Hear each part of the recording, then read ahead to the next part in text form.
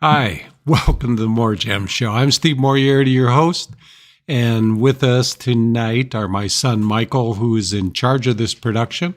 Hey, everyone. That's all you got to say, Michael? You know it. and Jeffrey, who's our chat moderator. Hello, Jeff. Hello, Steve. How are we doing tonight? Oh, doing pretty good. Good. Yeah. Should be a good show. Got a lot of interesting things to see. We do. Where do we start? I guess we should. Or how this works. How this works? Should we go to the trip first? Let's talk about the trip. Yeah. Where did we go? We went to Montana again. You know, the plan was to go to Tanzania, but unfortunately the tickets were so extremely expensive. It was just ridiculous. You know, it was twice what it was 2 years ago, and the three of us to go was about $21,000 just to get there. You know, so we changed our mind and decided to go back to Montana, do some sapphire mining, and also go to the Ammonite mines. Ammonite is the gem. Yeah, that's confusing. Yeah, that's I was difficult. confused. So Ammonite is? Ammonite's the fossil. Okay. Ammolite's the gem. It's the gem.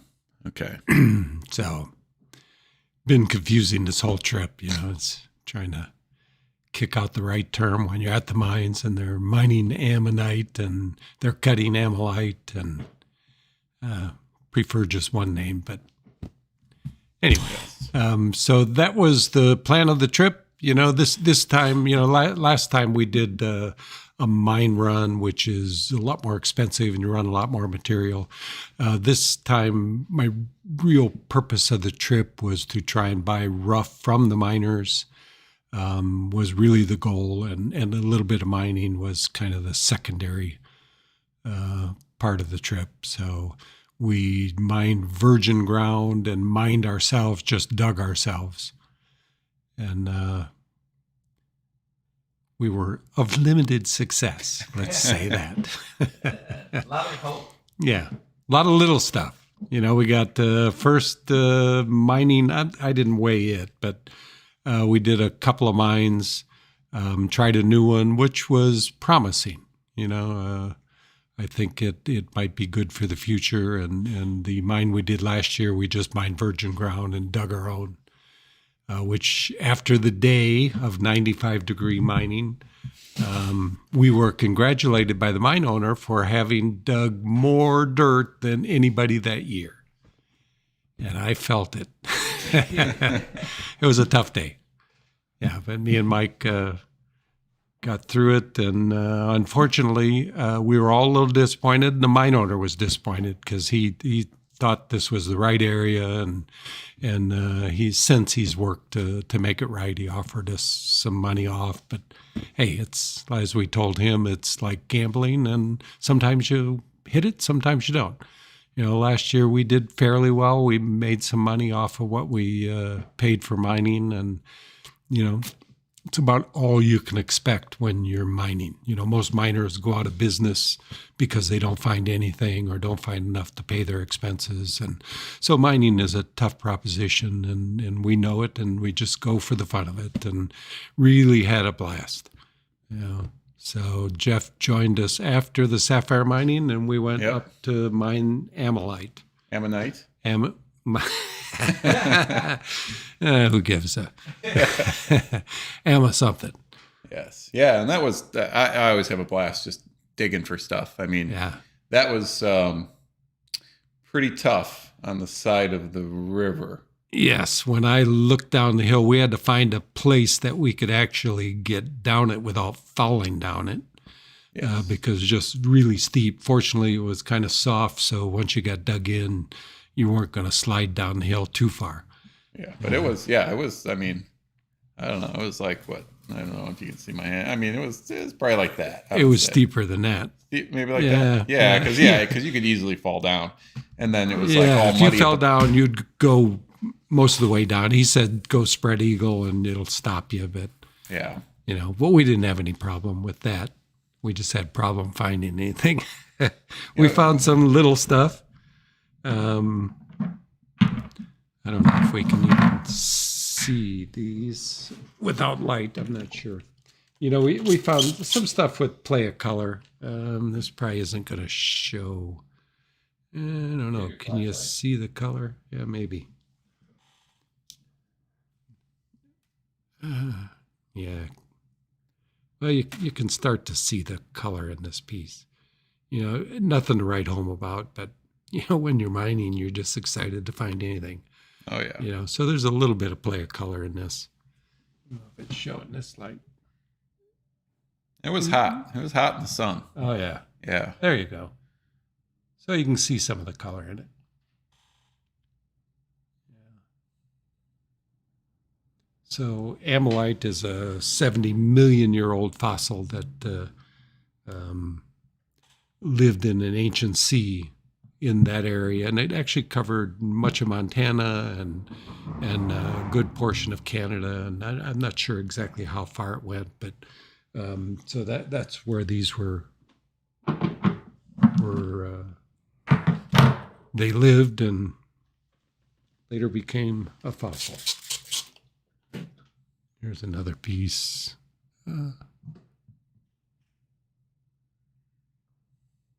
Really cool colors. Yeah, that was a nice one. Nice line for us, you know. Yeah, it was. I know, where's that other? We went out with what causes the color? What causes the color? We know that. Well, we were just discussing what. Yeah, I don't know. You know, we need to find out whether it's a reaction to light, how light. You know, I got out and was showing Michael a CD, and when you know how you catch the light with those, and they do a color band. It was almost the exact same colors of what's in these ammonites. I go, is it some diffraction of the lighting, or is it actually chromophores or color that's in the animal? Which I will find out more about. You know, there's still a lot I don't know about ammonites, even though I repped Corite back in the 1980s, who was the biggest producer of ammonite, and that was my original exposure to it. But still, I don't know everything about it. So this is a piece that Mark, right? Yep. Yeah, Mark, he was our guide. He's also security out there. He has a drone and flies it at night, and they're trying to catch mostly the Indians that are across the river. Not necessarily them. He said he just called them The Native Americans, sorry. Or poachers, or there's more than that? They're just natives because they're from Canada. Oh, okay. Because the natives, they own, across the river, they own the mining, and they may lease it. I don't know I'm not sure. But anyway, he has a drone, and he's out looking for poachers at night. But he was very knowledgeable about fossils. He's been looking for fossils for a long time. Yeah, even though he's young. But He said when he was 13 or 14, they found from where he. Oh, yeah. He found some footprints. Dinosaur footprints. Yeah. And it was like the largest, is it the find ever? I'm not sure what in that area. Maybe. Yeah. It was something that was documented. Vancouver Island, I think he said, right? Yeah. Yep. Yeah, and he was so young when he did it too. That was cool. Mark, if you're following us, chat with us and tell us what you've done. Yeah, but it was fun. Yeah, it was fun. By the time we came back, I was stopping about every 50 feet because I was just exhausted. I mean, 95-degree heat and doing that all day and climbing up and down those hills was a little more than I could take. Yeah, more. The wind that we got a few days later, I wish was coming out that time. Oh, yeah. Because it was just I hot. didn't much care for the wind we had a few days later. Almost pushed us off the mountain. And Glacier, because afterwards we went to Glacier National Park, which was amazing as well. You know, that was just phenomenal. So we went to Glacier and, you know, had 3 incidents that could have killed us. Oh, yeah. Yeah. Flat tire. Yeah, a woman with a flat tire. And, you know, we did the going to the Sun Road, going to the Sun Road. And it's a 2-lane highway going through the mountains, just beautiful views. You know, it's something everybody wants to do. You have to reserve a seat to even take your car up there because there's so many people that want to do it. They try and lower the traffic count. And so we were going, and we were coming up to a tunnel, I guess, and we wanted to get a picture. And there was a place that had room for 2 cars, you know, and it's just off to the edge. And we pulled in there, and this girl comes up and almost in tears, you know, because she'd ripped her tire open. And brand new truck. Yeah. Big truck. Yeah, big Ford, was it? Or maybe F-150. I don't know. I don't know trucks well. But it was a pain in the ass because everything was difficult changing a tire. So, you know, we couldn't say no, even though, you know, 2-lane traffic and you're right up against the traffic. And we got 2 cars there. Jeffrey's in between the 2 cars trying to get the tire out. And if somebody had hit our car, it would have rammed into him. And then changing the tire 6 foot, maybe 8 foot from us. It is a hill that is, I mean, it's not that steep. It's like that. You know, there's a few trees and stuff. And then 30 feet down, it's 300-foot drop or more. I don't know how far it was. You know, so sure death on one side and, you know, sure death if somebody watching the mountains hits the back of your car and either pushes us off the mountain or squishes us in between. Well, we're still here, right? Yeah, but still here. Yes, we did our deed, good deed, and I wouldn't do it again. You know, if I would analyze that situation a little more. Yeah. Good job, guys. Yes. Yeah. But overall, great trip. Yes. And if people want to do that kind of mining, can they do it too? I mean, is it open? Yeah. There's places you can go to. If anybody wants to go out there, just give us a call and we'll give you an idea. You know, there's some places we can probably help you get in. There's other places you don't need any help. So, to the sapphire mines. Yeah, the Ammonite mines, you won't go there. You know, it's only because we deal with them a lot, and you know, it's just something they offered, and it's not going to happen as far as Ammonite mining. Yeah. At least, well, you know, there is Indian territories or Native American territories. I have a problem with that. Native Canadian. Native Canadians. Yes. Yes. Oh, yes, native.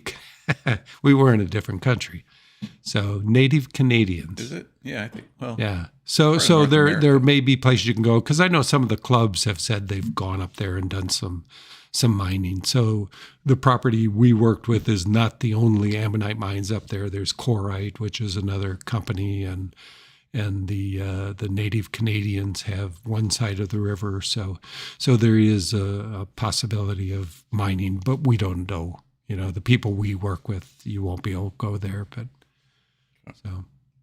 And then I went back, and then you guys went on to the Denver and show. then we went on to Denver. Yeah, we weren't going to go there, but it just happened to be right in line with everything we were doing. So we went, and really good we did because we had some good success there and getting rough and some cut stones that you'll see tonight. So it was, overall, it was just a great trip. You know, I'm still recovering, and maybe another week I'll have recovered from it. But, you know, I'm excited. It was I difficult. haven't got to see the stones. You guys went. I didn't go. Yeah. So all the stones that you guys are seeing tonight, it's my first time too. Very true. You had your chance, Jeff. I know.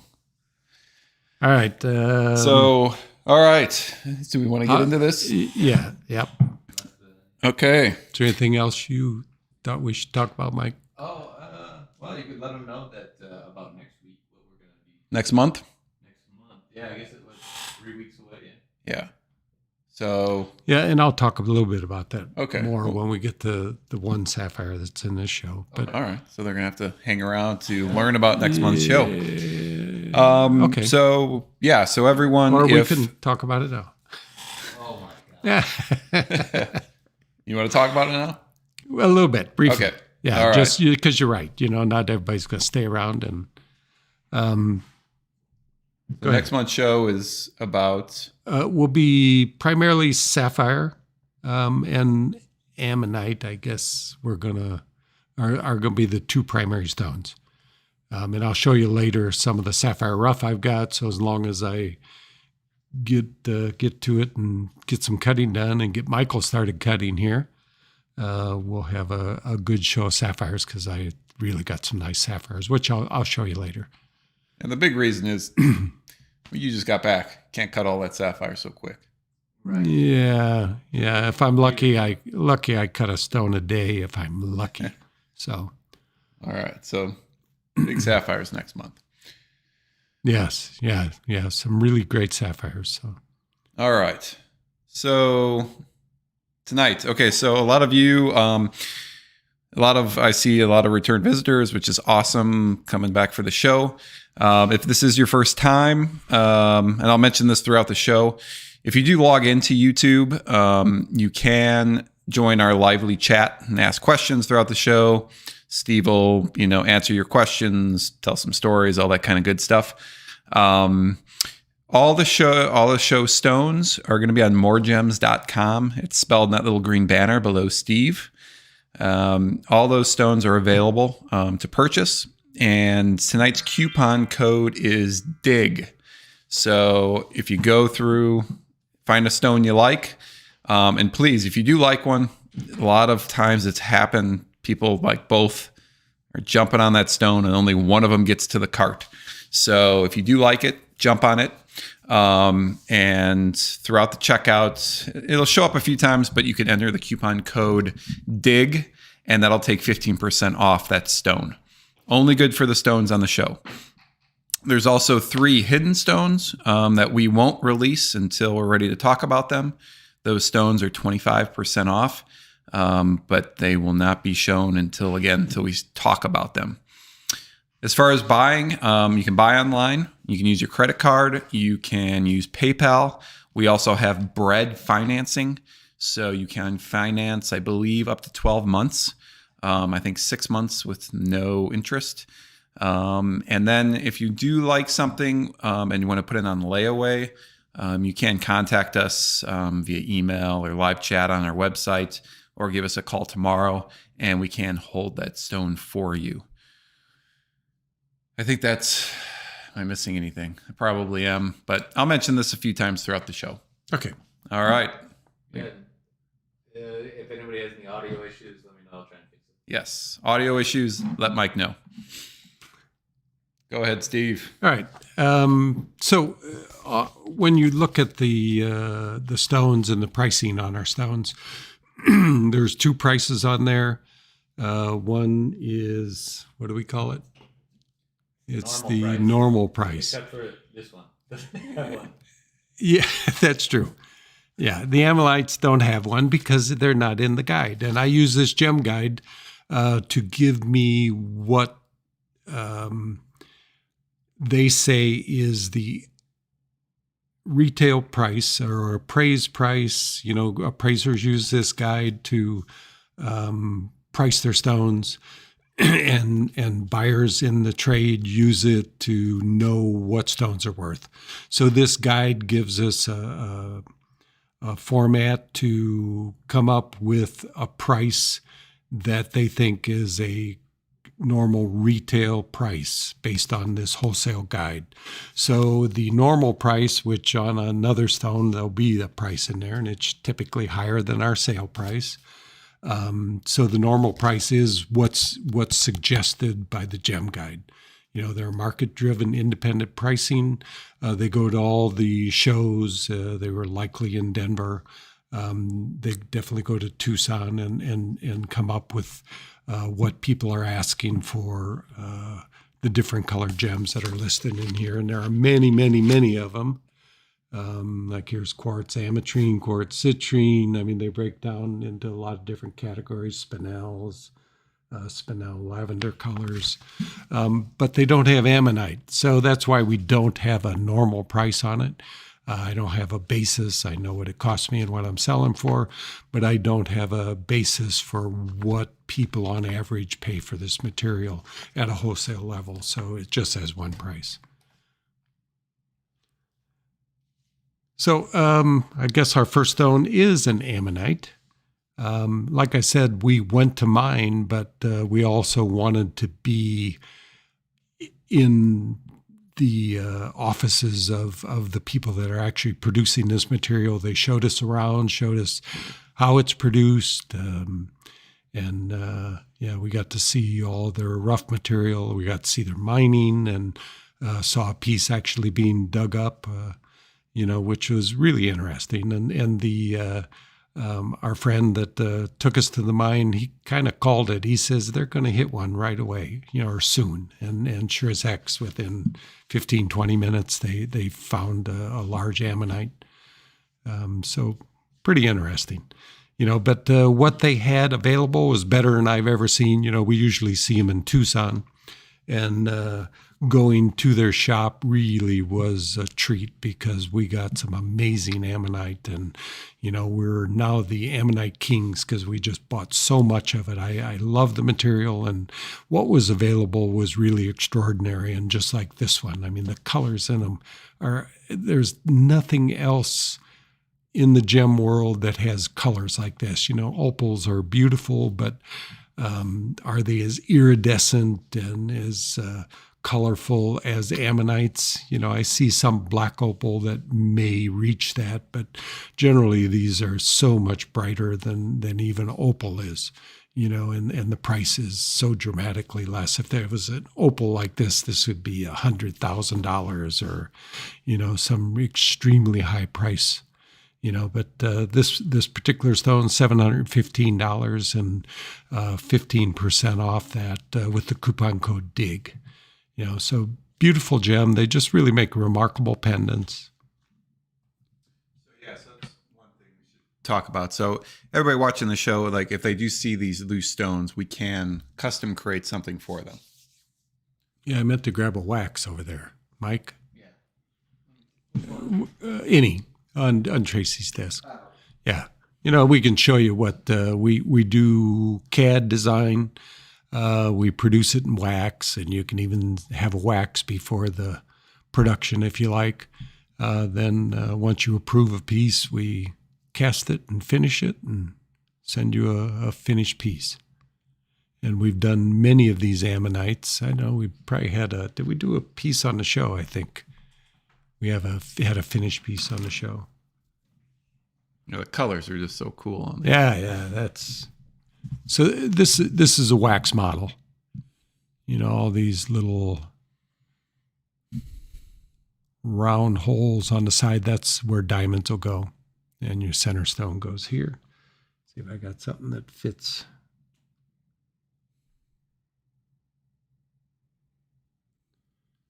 That one's pretty close.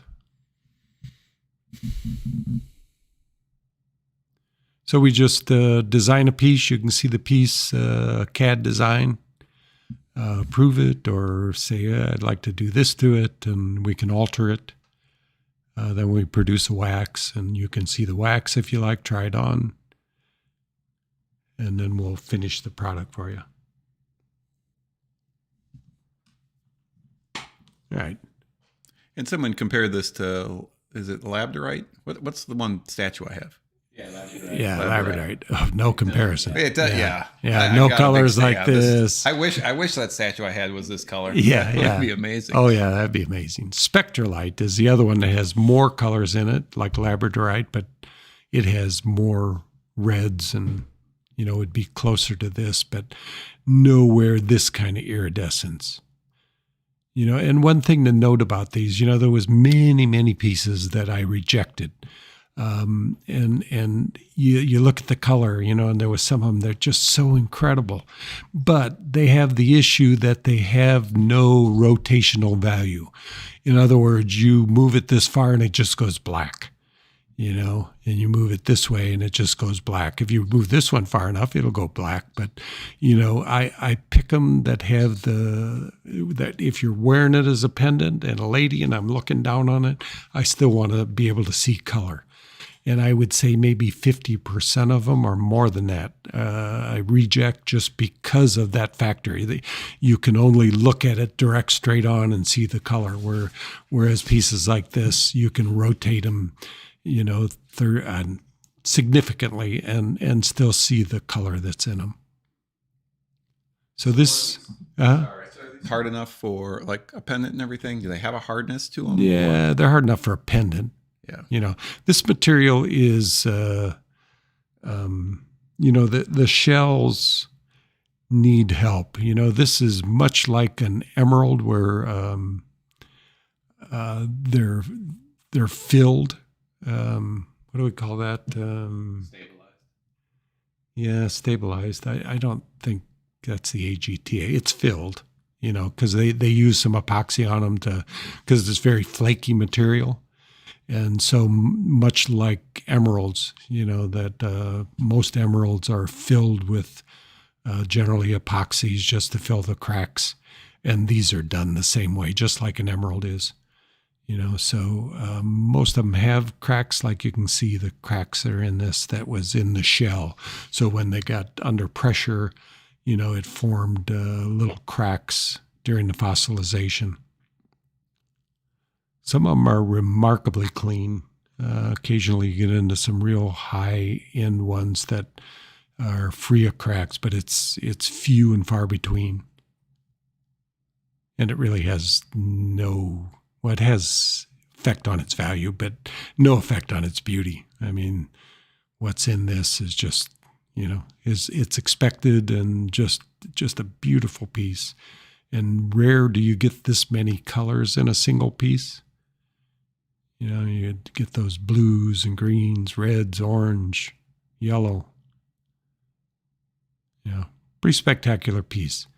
You can see this, the back side of this is what the rest of the shell fossilized in. The surface is aragonite, like pearl, same aragonite and bentonite, maybe. But really remarkable material, and just thrilled to what we got. You'll be seeing many. We'll make up some. We've got some that are going to go in stock that were pre-made in sterling silver, so they're much lesser expensive, more in that $400 to $600 made up price range. Is this possible for a ring? No. No. Well, it's possible for a ring, but it's a one-day ring. Yeah. Yeah, you're going to beat it up. Shells are just not that tough. But pendant, I've had no issues. It's really stable enough for pendants and earrings. So then is there somebody was asking, a transparent like coating on to protect it on the outside, or? Yeah. I don't know how far. Yes. I was right, Mike. Yeah, yeah. It's epoxy, they stabilize and polish. Yeah. I don't know how they. Yeah, we didn't get enough information. Well, they weren't open with the exact process. Right, they didn't want any photographs in there. It's kind of a trade secret for them. Yeah, because they really do a beautiful job. I mean, the finish on this is pretty remarkable. All right, let's move on. Enough talk about that one. And up next, this is a really cool ametrine. This one's been pretty popular on Reddit today. This one went viral on Reddit, right? Well, it's got about 11,000 upvotes right now. They got 11,000 people that love this stone. It is cool. We always do well with these.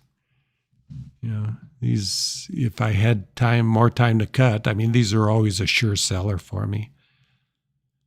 Just so unique. In the world of bicolors, this is the bargain. And I've always wondered, why this isn't more expensive. I know it's relatively available. It's been sporadically available. You go back maybe 10 years and there was almost no availability of it. For the last 5 and 6 years, we've had enough material that I've not wanted for material to cut, although it's tough to find material with the right split, the right intensity of color to make them worthwhile, because there's a lot of lighter material that doesn't show these intense colors. And it's not always easy to get these 50-50 splits like this, which is as close to 50-50. It's 100% natural. And 100% natural, yes. There was times when they tried to dispute that, but, enough people had been to the mine, including a friend of mine. He says, you can look at it right in the mine, and it's, it's bicolored amethyst right there. I've had multiple crystals. Yeah, yep. But really cool stuff, and I think this cut worked really well. I don't remember exactly what I did on it. So is it a basic step? Yes, this is a basic step cut, but it really worked. Sometimes I do something a little fancier, but A lot of no people need. they've never seen that cut before. So It's just the shape. I mean, if it were rectangular, it'd just be a stepped emerald cut. I'd like to say something more dramatic about it, but the shape worked, I mean, this is really a beauty as far as I'm concerned. I would do this over and over again if the material would work. I used to worry about, most of them are cut just straight emerald cut, so rectangular, because they're worried about blending this color. And the more you change the angle from square, the more you tend to blend the color, and sometimes it turns just brown on you, more reddish brown, just a mix of the two colors, which is interesting also. But this is really what I find saleable and more attractive. Good for a ring and pendant. Yeah, this is tough enough. It's quartz, so it's tough enough for ring and pendant. Yeah, pretty much anything you want to do with it. So this one weighs almost 37 carat. Price of $3,320. $1,770 is our online price. So with Dig, it's right at $1,500. So about $40 a carat. So in the world of Put it on your gem, finger. sure. Ashley would like to see it. I don't know where I show it on my finger, but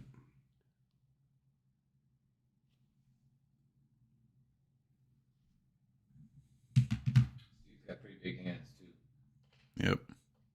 so it'd make a big ring. Yeah, but not too big to wear for most people.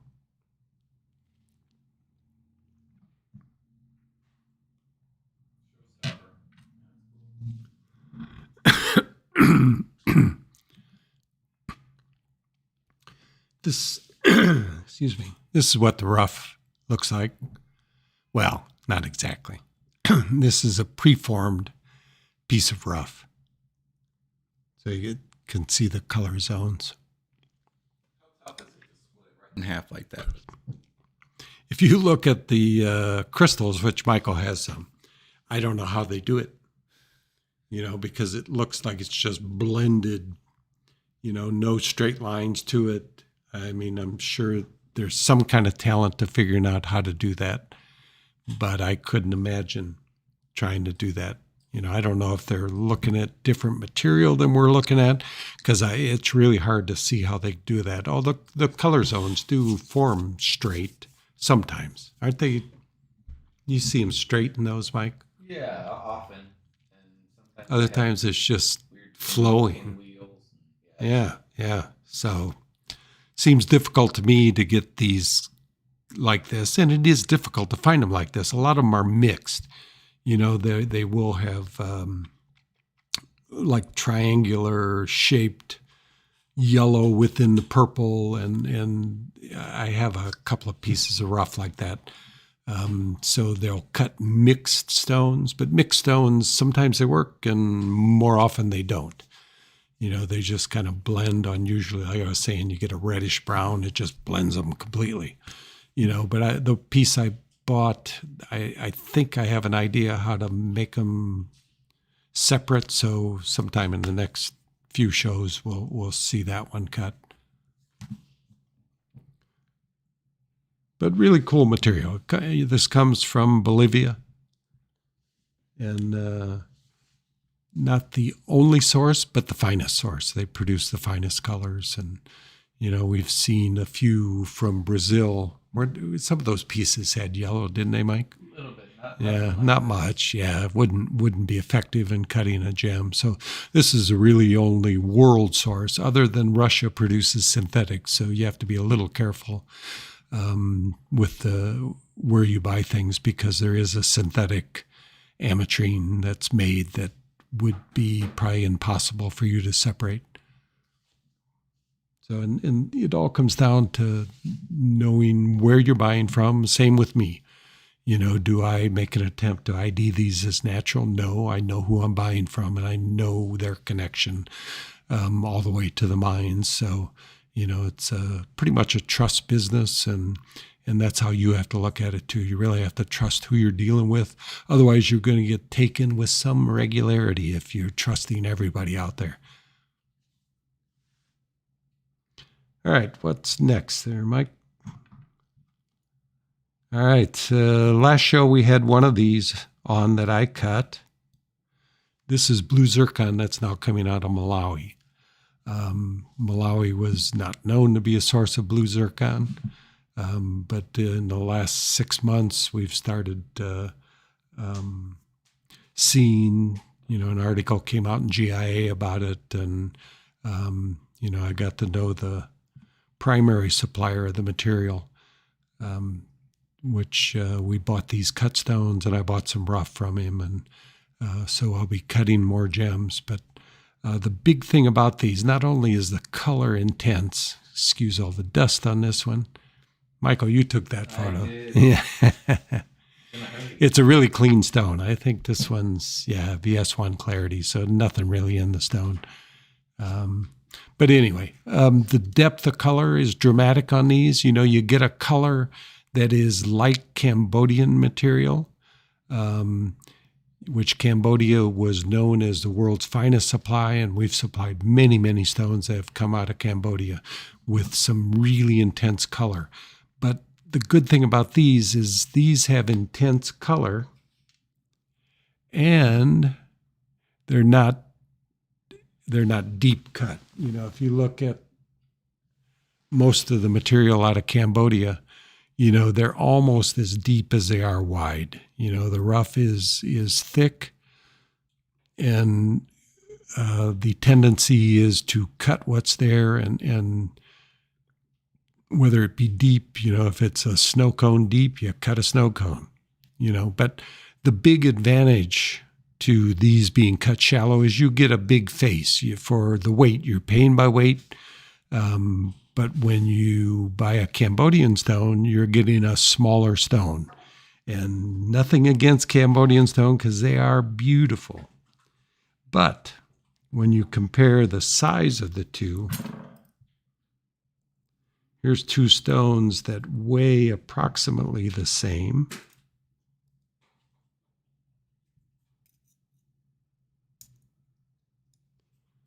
But you can see what that depth does to the apparent size of it. Let me get this in here a little different.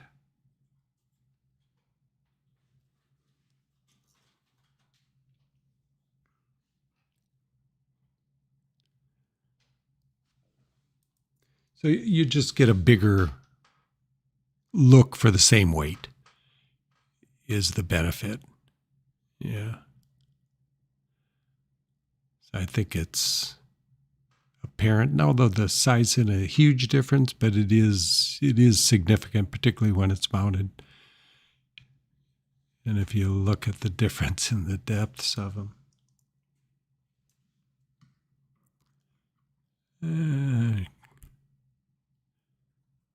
You can kind of see the difference. So the other benefit will be on the Malawi stone. If you're doing a ring, it doesn't have set up so high to account for the depth of the Cambodian stones. But we were looking at some matched pairs of the Cambodian blue liked it, but then Oh. we looked at it and there was no way those are going to be earrings. Yeah, they were snow cones. I mean, they were, they're 8 millimeters wide and they were 8.5 millimeters deep, and that's the problem. They just set out too far. You can deal with it generally in a pendant or in smaller stones, and earrings won't be a problem. But when you start getting 4 or 5 carat stones, they just stick out so far that it's unappealing to look. I say that, I still love Cambodian stones and I will buy Cambodian stones. And one of the reasons is, there's a negative to snow cones, meaning really deep cuts, but there is also a positive. They are always the most brilliant stones when you look at a parcel. The deep ones, if they're cut correctly, if they have enough crown that they can be brilliant, the deep ones will always be the ones that shine out the most to you. So there is that benefit, but setting is the other question. So, they both have their place in the business. I love Cambodian stones and will continue to buy them. We always look for shallower cuts and reject the ones that are just ridiculously deep. But both stones have a place, to get a stone like this from Malawi and have such a shallow depth and still be deep color, because cutting stones deep also adds to their color. So a deeper cut will be, if this stone could have been cut deeper, it would even be darker. Depth, like looking into water, the deeper you look, the darker the blue gets. So there's pluses and minuses to both. But this Malawi material is pretty exciting. There's talk of tenebrescence, which is light change from ultraviolet light, which many zircons have issues with. Particularly yellows from Tanzania we've had problems with. And, you can alter these colors, and some of the blues from Tanzania, mercury vapor lights and some UV would cause them to go green, and you have to heat them again to get the color back, and you can return it, but it'll be a continuing problem. But the studies they've done on the Malawi has been very good as far as not changing color with UV light. My experience with Cambodian is the same. I have not experienced issues with Cambodian material, although I've had some reports that some material has problems. It's not something I've personally seen. I've been into that material for 40 some years. So, usually we get reports back when we sell one that has a problem. So this stone, $950. It's 2.65 carat with the 15 off with dig. It's, whoops, that didn't quite figure right. I need an assistant. $807 for this stone. Really beautifully cut stone. Just cut to the right angles. That's why you see brilliance all the way to the culet. And just a beautiful spread to the stone. Beautiful color. Really happy with this Malawi material. I'll be cutting some of the rough that I bought. The rough has a lot of issues to deal with as far as having to place the color the right direction, or it just kills the stone. So limited what you can do with the rough, and just adds another difficulty to the whole process of cutting. But I think I've got it figured out, and we should get some great stones. These are things I didn't know for the first stone I cut, and I guess I just looked at it and figured the right direction to cut, or there was only one direction to cut because it came out great. And, if you cut them incorrectly, they'll get more white to them. You'll lose that blue color and just won't have a deep color. There's one direction that is kind of clear. So we'll deal with that and show you at least a few stones next show.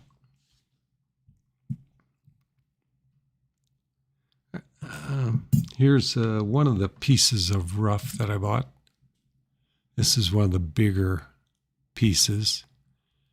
If it's clean and the cutting is in the right direction, this should be 7-8 carat stone maybe. because this material is pretty heavy. I mean, it's a dense gem. So a smaller size can weigh significantly more than you expect. Kind of like topaz, same thing. Just very dense material, sapphire. So you just don't get as big a looking stone as you would like in an opal. 1 carat opal may measure 7 millimeter, and 1 carat blue zircon measures 6 millimeter. So, all right, up next. Yes. Off topic from this stone, but Kim wanted to know if she purchased Tanzanite, would it ever have to be reheated in its lifetime? No, it does not change. Once I cook it, it's done. There's no cooking it more, cooking it less, throw it in the freezer. Nothing's going to affect that color. It is color stable. So, all right. Yeah, there are gems that have issues, and you do have to reheat them, and zircon is definitely one of them. I've done colorless zircons that have changed color on me, and you have to heat them up again, and it goes right away. I did a pair of earrings for a customer, and the one kept changing color. They were decolored. I mean, totally colorless, and it kept going yellow. And finally, I just cut another one. Because it was, I could only heat it so many times and expect her to put up with that, and just the amount of work heating every time and having to pull it out of the mounting and reset it anyway. So we just cut another one, and hopefully it'll stay white. But most gems, once you heat them, they're color stable, and there'll be no more change. And that's not the case with the blue zircon. No, blue zircon's stable. Yeah. Just some, and certain stones, the match to that never changed, it's just, and it again, it's that daylight that's probably doing the ultraviolet, just certain stones have issues, and, So up next is a sapphire. This is Rock Creek, so we didn't mine this one. This cut recently. It's a carat 4. Mostly green, a little bit of blue to it. Hexagonal, which the shape of the crystal, a lot of times they're almost perfect hexes. So you decide whether to cut a round or a hex, and a hex is going to give you a little more yield and still give you great brilliance like you see in the stone.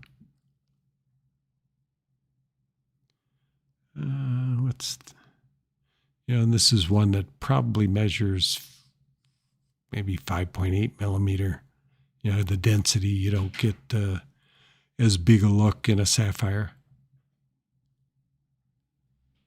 But this one came out nice, and this is what we're going to have more of, and a lot more blues.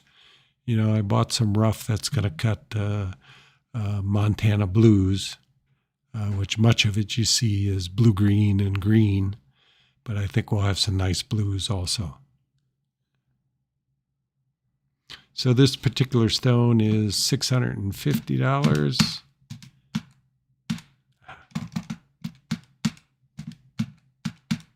So with the 15 off with the coupon code DIG, it's $552. Which is pretty well priced for sapphire from Montana. Montana's bring really good money. They're very, very popular now, and there's not a lot of material, so they tend to bring better money than even salon stones of a similar size, or they can be comparable anyway. Typically 1,000 to 2,000 a carat in the carat and a half range. Someone asked about this earlier, and you answered them. That was through a text. But as far as the hardness on sapphire, it's the same as, or on Montana sapphire, it's no different than regular sapphire. Yep, all sapphire is the same. Yeah, 9 hardness, which makes it in colored gems generally the hardest available. Diamond's 10, but the next is sapphire. And sapphire has toughness over diamond. Diamond will just get good toughness, and sapphire will get excellent. So it's hard and it's tough. So good for engagement rings for sure. Something you can wear for years and years before you even have to think about recutting it. I say that, but some people can manage to scratch anything or chip anything. But these are a stone that you could be relatively safe as far as an engagement ring and thinking it's going to last your whole lifetime. Pretty stone. It Si2 clarity, so in really strong light, maybe you'll see something, but the video kind of shows you everything that's in it, because as you're looking at these, keep in mind that these videos show everything. They show more than the eye can see. There's no hiding inclusions from the cameras we use. When you put enough light on it and use the camera macro lens, you don't hide anything. And this is the reason you don't see sapphires, or rubies, you don't see emeralds, you don't see much in spessartite garnet, because they tend to have these small inclusions that it's all you see in the camera. So, it inclusions, when you look close at this, you'll see things that you'll never see naked eye.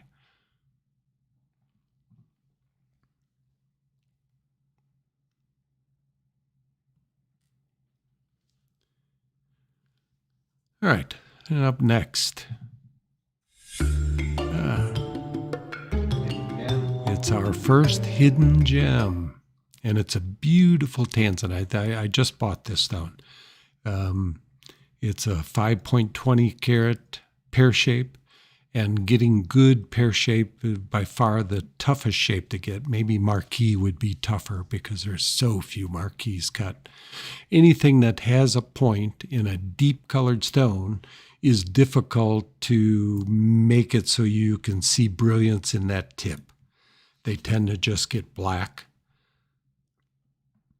But this stone worked out really well, and pretty much shows full life. The tip is still darker as it's just going to be, but you still get life in the tip of the stone. That's what.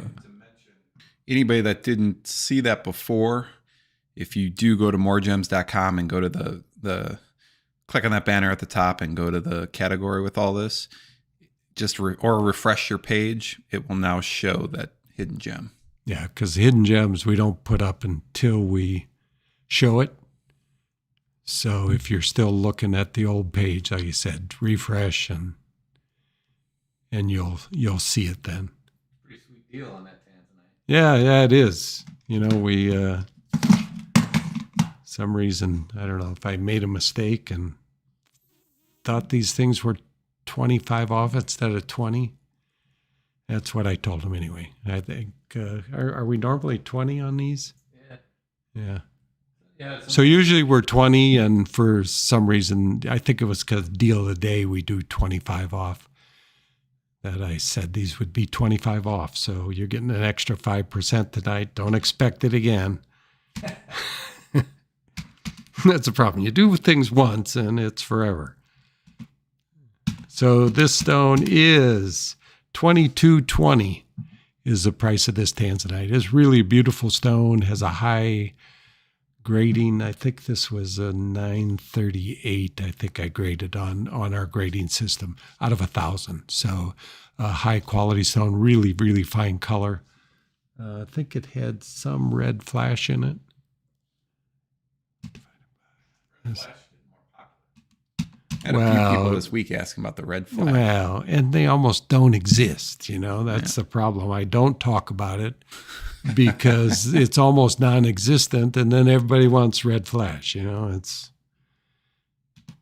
that a double-edged sword? So this stone, $427 a carat, that's a pretty good price. It's something that you don't generally see from us or anybody. The typical price on this material is $650 a carat. So really well-priced stone. And a couple of reasons for that. As my wife said, you have a good show or just go stay with Jeffrey. Seems she thinks I spent a little too much money this trip. Got some good stuff though. Yeah, we did really well. You're going to see some good stuff over the next few months. And next show will be good too with the sapphires. And I'll show you some of the sapphire rough. We got really killer stuff, just really stepped into it at the right moment. And it was a good buy. So just like this Tanzanite, this is really a great stone and a great price. $427 a carat. It shouldn't be there already, but it will go this week. A lot of times, we do okay during the show, but during the week after the show, it's always been really, really great. And we appreciate all the business. We know it's coming from a lot of you that are out there right now, a lot of repeat customers. And, so.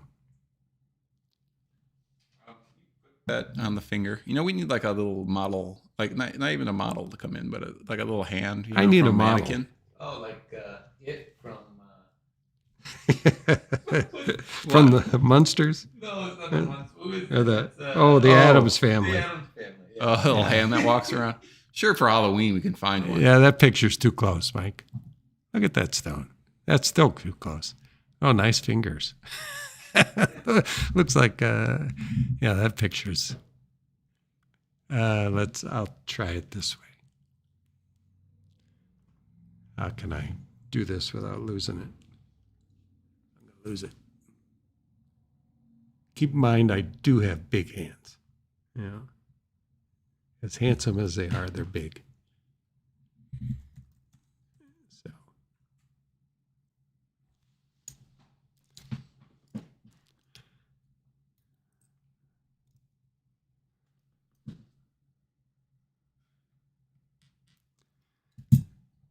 All right, and here's one from mineralmike.com. Well, that would be on. Well, it's not on there yet, but that's brand new. Yeah, it's not available yet. You can call for it because this is pretty amazing crystal. And what's amazing about it, what quote did I give you? I estimated the amount of cut stones that are in this because the tip of this is really clean. Let me look. 20. You said about 24 carats in total cut stones. Yeah. So there's a cut stone over here in that section. There's one over here. There's one down here.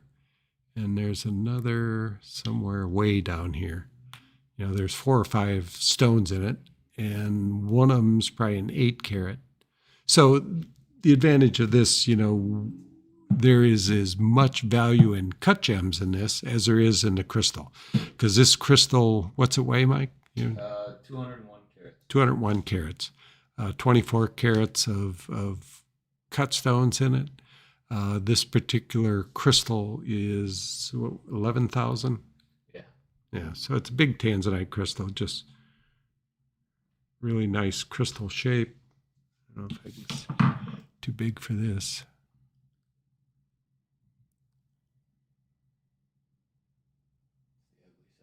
It's the ugly side. Yeah. It's kind of got a little side cutter guy on there.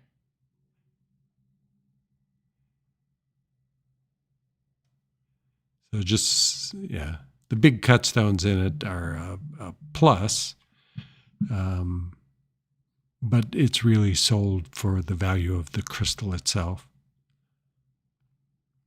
Because 24 carats, even if it was 500 a carat or 450 a carat, is basically the price of the crystal. It's a real nice crystal. That's will be available on mineralmike.com.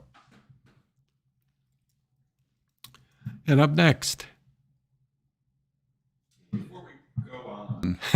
Yes. No, I just wanted to bring up, and this is something I brought up John had messaged us about it. Just kind of, cool for us, or for the show, that there is a the quartz crystal competition going on in Mount Ida in October. If anybody's interested, Really? I Competition? know we talked about it. I think we were in like mining at this time when I brought it up.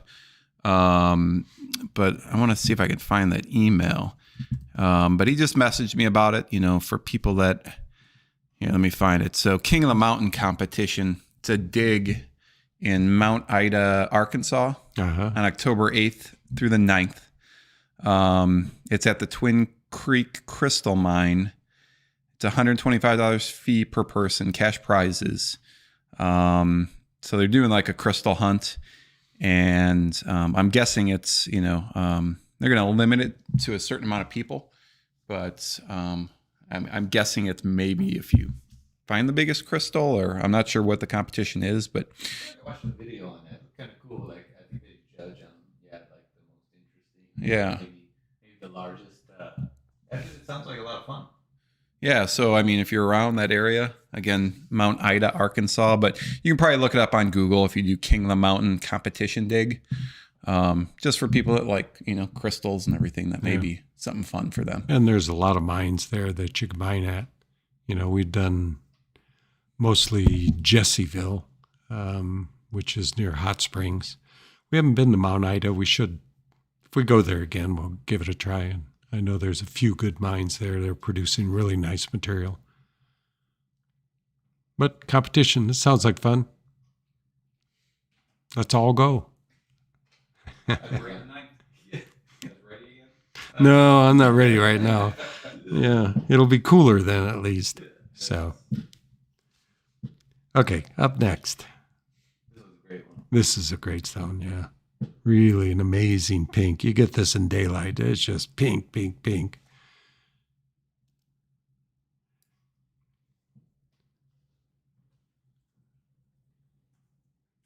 This one weighs 1106. Still waiting for confirmation on the source, whether it is Congo or Nigeria. Yeah, that one, you got Nigeria written down, but I think we weren't sure. Yeah. So, I communicated with them, and it may have got back with me, but left my phone at home. So, because it's really, really a beautiful stone. The color is just outstanding. Yeah, the picture right now is not quite doing it justice. Yeah, Quality, I mean, sometimes you get a little brown in it, but boy, it can just be pink, pink. This video, Yeah. Oh, the video. Just really well cut, clean. There's a VS1 clarity. Just a nice big pink. Probably the best pink I've owned in years. great cut too. Yeah.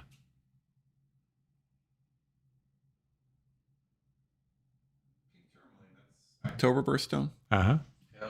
So if anybody's got any October birthdays, getting beautiful, well, it'd be an amazing gift. No, that when we saw this one, this and one other one on the show. Yeah. Just top. Top. Yeah. We Yeah. saw it and it's like, It's mine. Yeah. This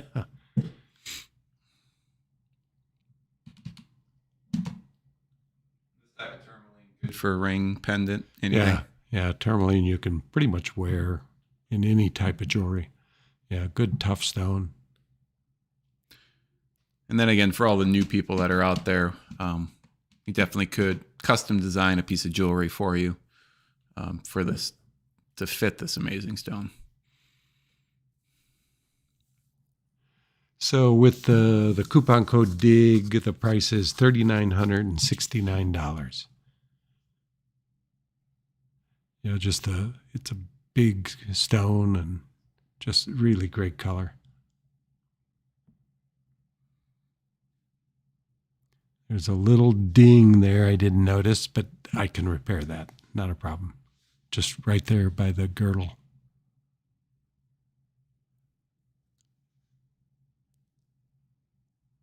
But just full brilliance.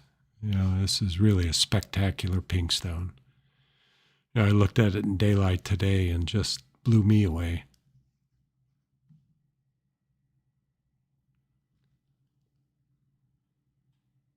So we'll let you know for sure on the source.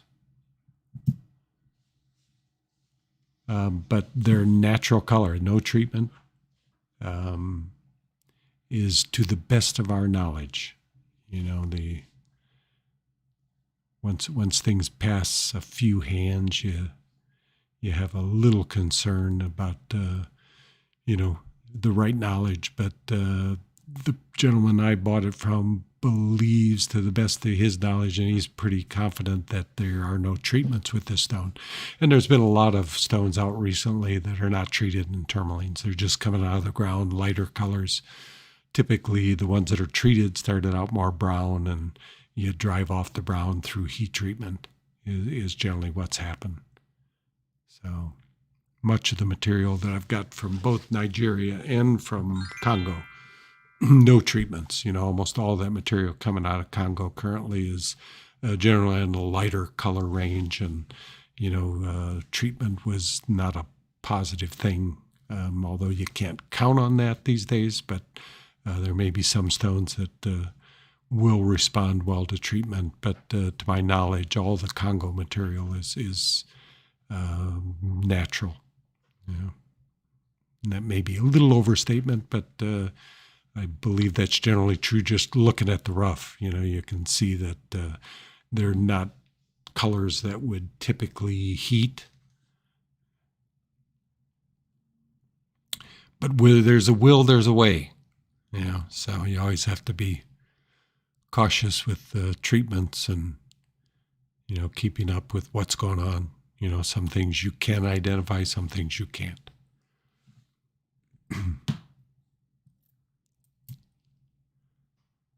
But that's pretty remarkable stone, and here's a piece of rough that will cut something similar. Yeah, this is a big piece also, and it probably, if I get lucky and it's clean, I know you see some things there, mostly surface. So if it is clean, I could get a 15 carater out of this. And it's got a nice pink color. So we'll see that sometime in the near future.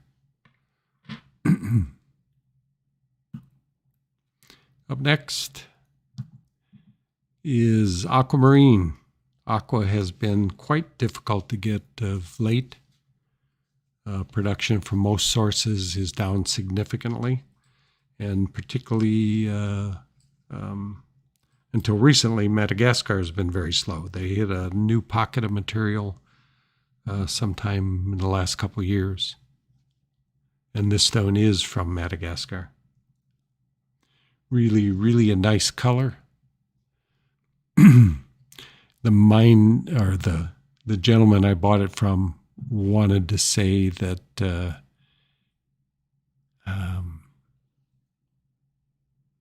color was Santa Maria was slip me. Santa Maria. Saint Marie. No. Oh, boy. Yeah. Santa Maria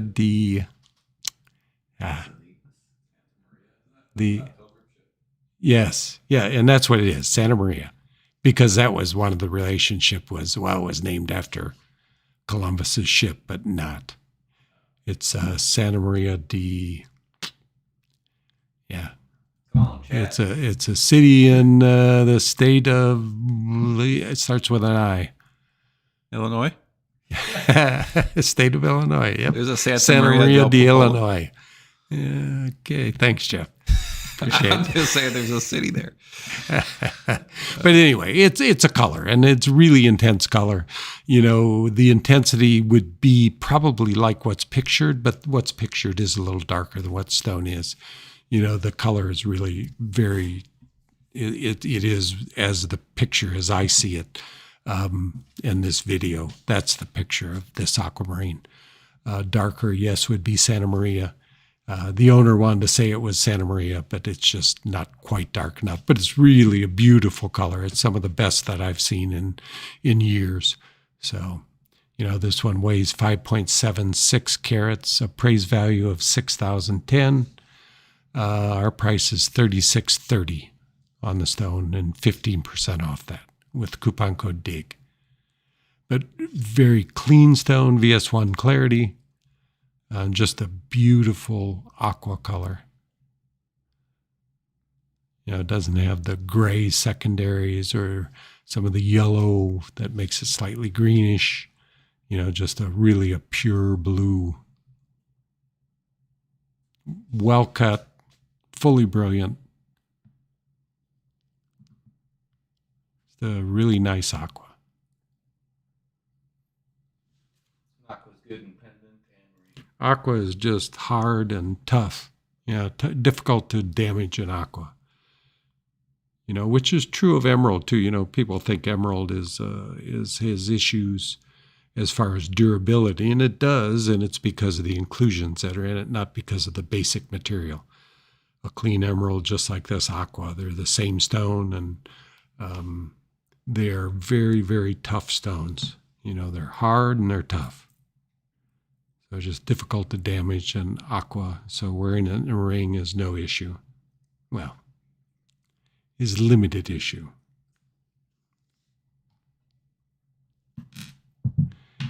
This is a piece of rough. This came from Madagascar. This is probably from 2008. Last time I was in Madagascar. yeah. Do you remember who you bought it from?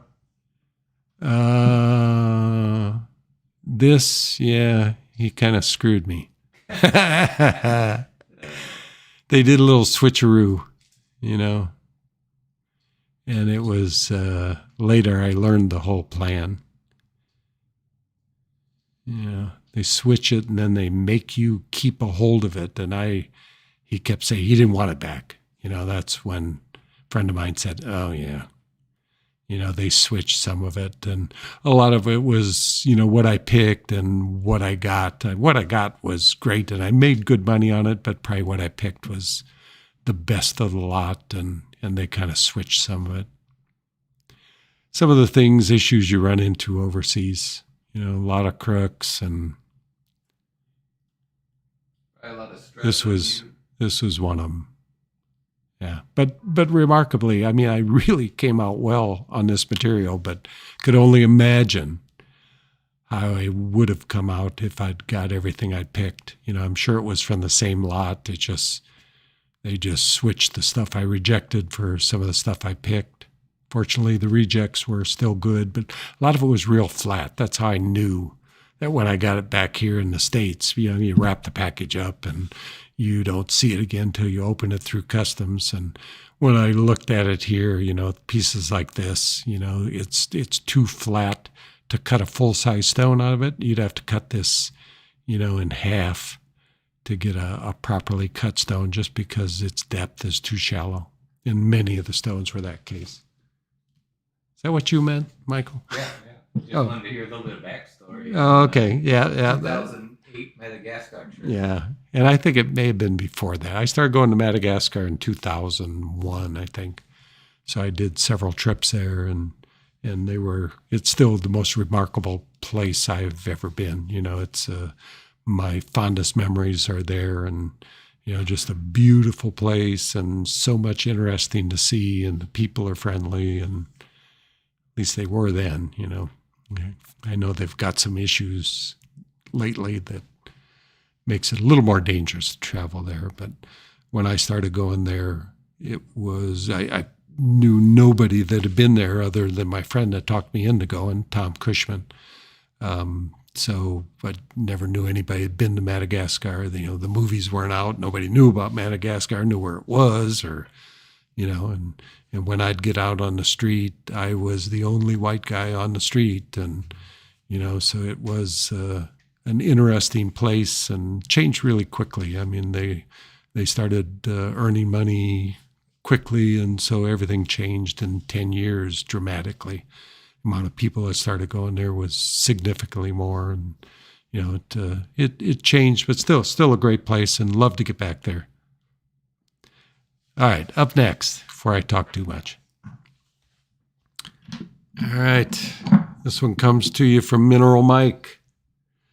This is a dragon skin, which is just that the way it's like a cell structure in the surface of the material, and this is what they found. Where do we have that video online, Michael?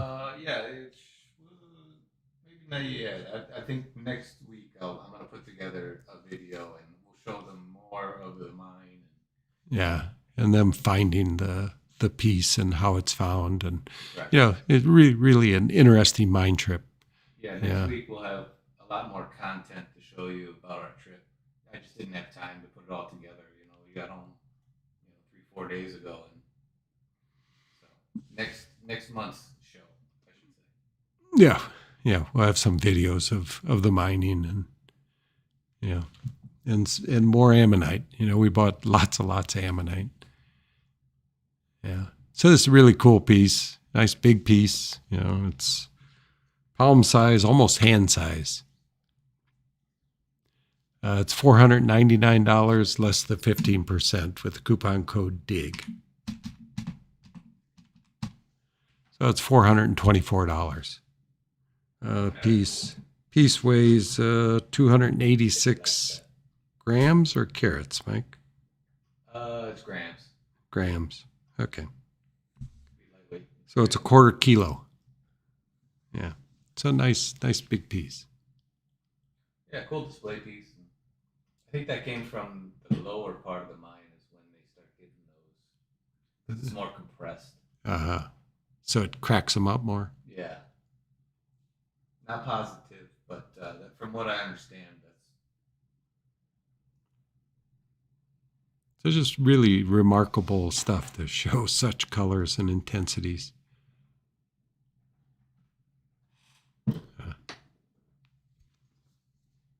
and I'll have a lot more of that material in the next month or so. We both will. Yeah. Yeah, we were on a feeding frenzy for sure. It's just the quality was so much better, going to the mine and being there, particularly before they were going to do shows. And, we just really got to choose through some great material, and some of the pieces that Michael picked, they just came out of the shop and they hadn't even priced them yet. And I think they priced them really well to you. And, yeah. These are gem quality, basically. Yeah. And they were. It was just amazing. And this is too. I mean, we got to Denver because they packed away. I don't know. They packed away their good stuff too when we met them in Denver. Cool piece. 70 million year old fossil.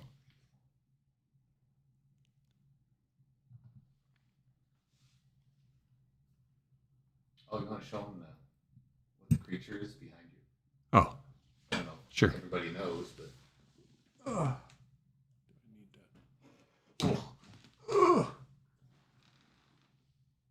So this is an ammonite.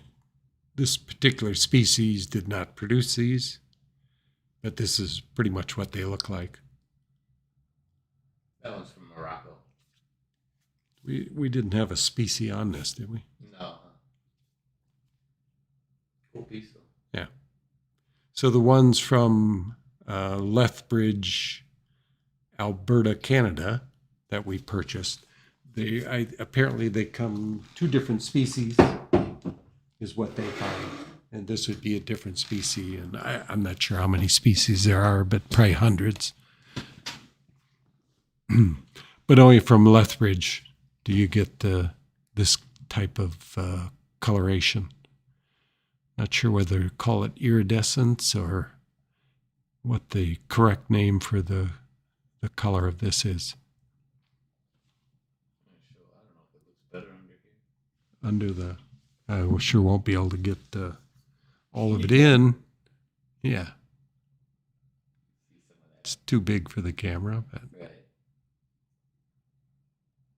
Does look like dragon skin though, don't it? yeah.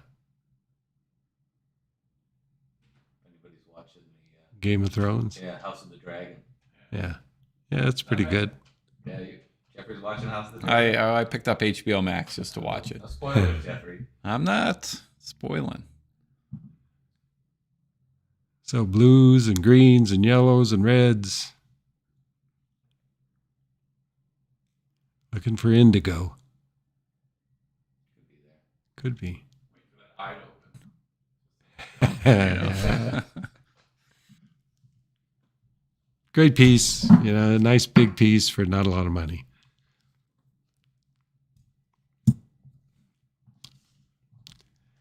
And up next, Peridot. These are kind of unique peridots. These come from Pakistan. And they're a mint green color, reminiscent of Marilani mint garnets. These colors are the rarer color of the Pakistan material. Many consider it the highest quality of peridot from any source, getting that slightly bluish green color.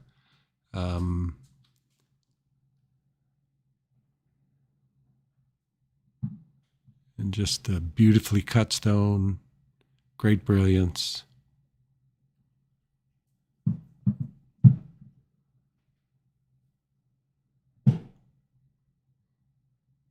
Interesting trilliant design. Really nice cutting though. Yeah, it is. VS2 clarity. Again, in this you can start to see the inclusion a little bit. But clean, naked eye. Just sitting there looking at the stone. Beautiful gem. $1,290. 15 off 1,096. Weighs 6.27 carat, which is a relatively big peridot. We do have one bigger coming up, but this is really a nice size stone. Once you get over 3 carat, the value gets greater. The color gets better because of the size of the material.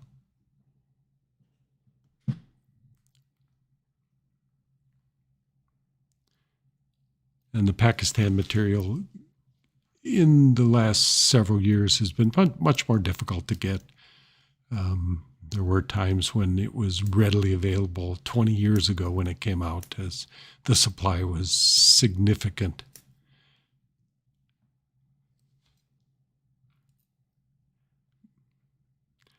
Another just very, very lovely gem. Peridot from Pakistan. Show you one of the, let's see, here's a piece of rough that some cutters should buy, because I told him I should buy it. What this way, Mike? You remember? It should be on here. Yeah, I do somewhere. Not 27 carats, 7.6, and it's $99. It's one of these mint colors. This is a winner when cut. You can see those tremolite needles. They're very Ludwigite. Yeah.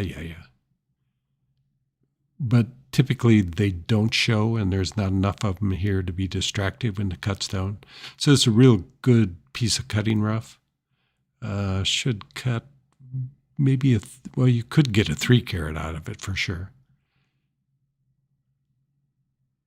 Maybe, that's probably the best you can do is 3 carat. Just cut some kind of shield out of it.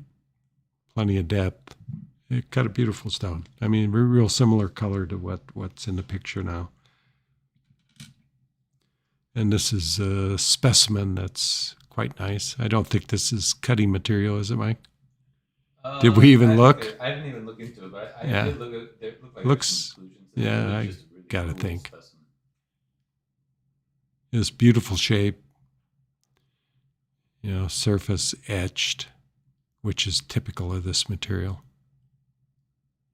but you can still see all the crystal faces. What's the white? I don't know. I don't know if that's just what it's found in. Or Yeah, I see it regular. But that one is etched a little bit more than most, which that's why I like that one a lot, actually. Yeah. I thought that was really nice.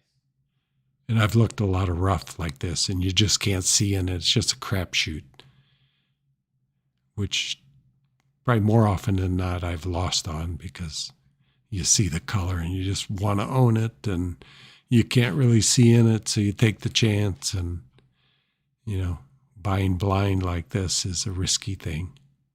I know occasionally I did well, but nice piece. And that one is also available on Mineral Mike. It weighs 27 karat and it's $199. Not available yet, but it will be soon. Oh, okay. I haven't had time to. Oh, yeah. This is new, huh? Yeah, both those pieces are brand new. So. Okay. So sometime in the future or call.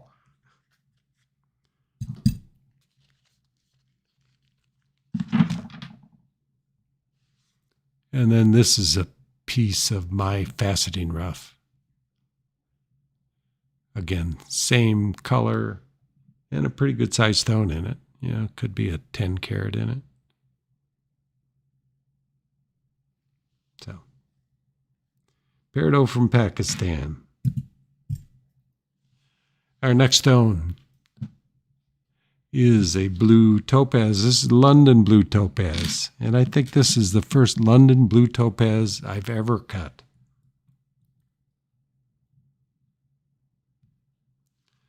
You generally don't see London blue topaz rough.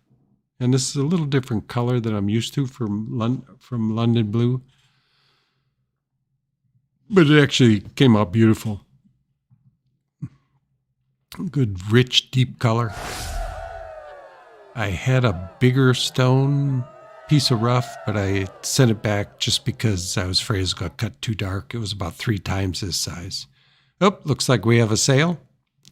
Someone else thought this stone was beautiful as well. Oh, this one? Yep. Oh, cool. I want to thank Eileen for purchasing Oh. Thanks, Eileen. Thanks, Eileen. blue topaz. And if it's the Eileen I'm thinking of, I believe so. purple garnet will probably happen. Oh, yeah, we got some nice ones. Yeah, we got some nice ones, but I don't have them.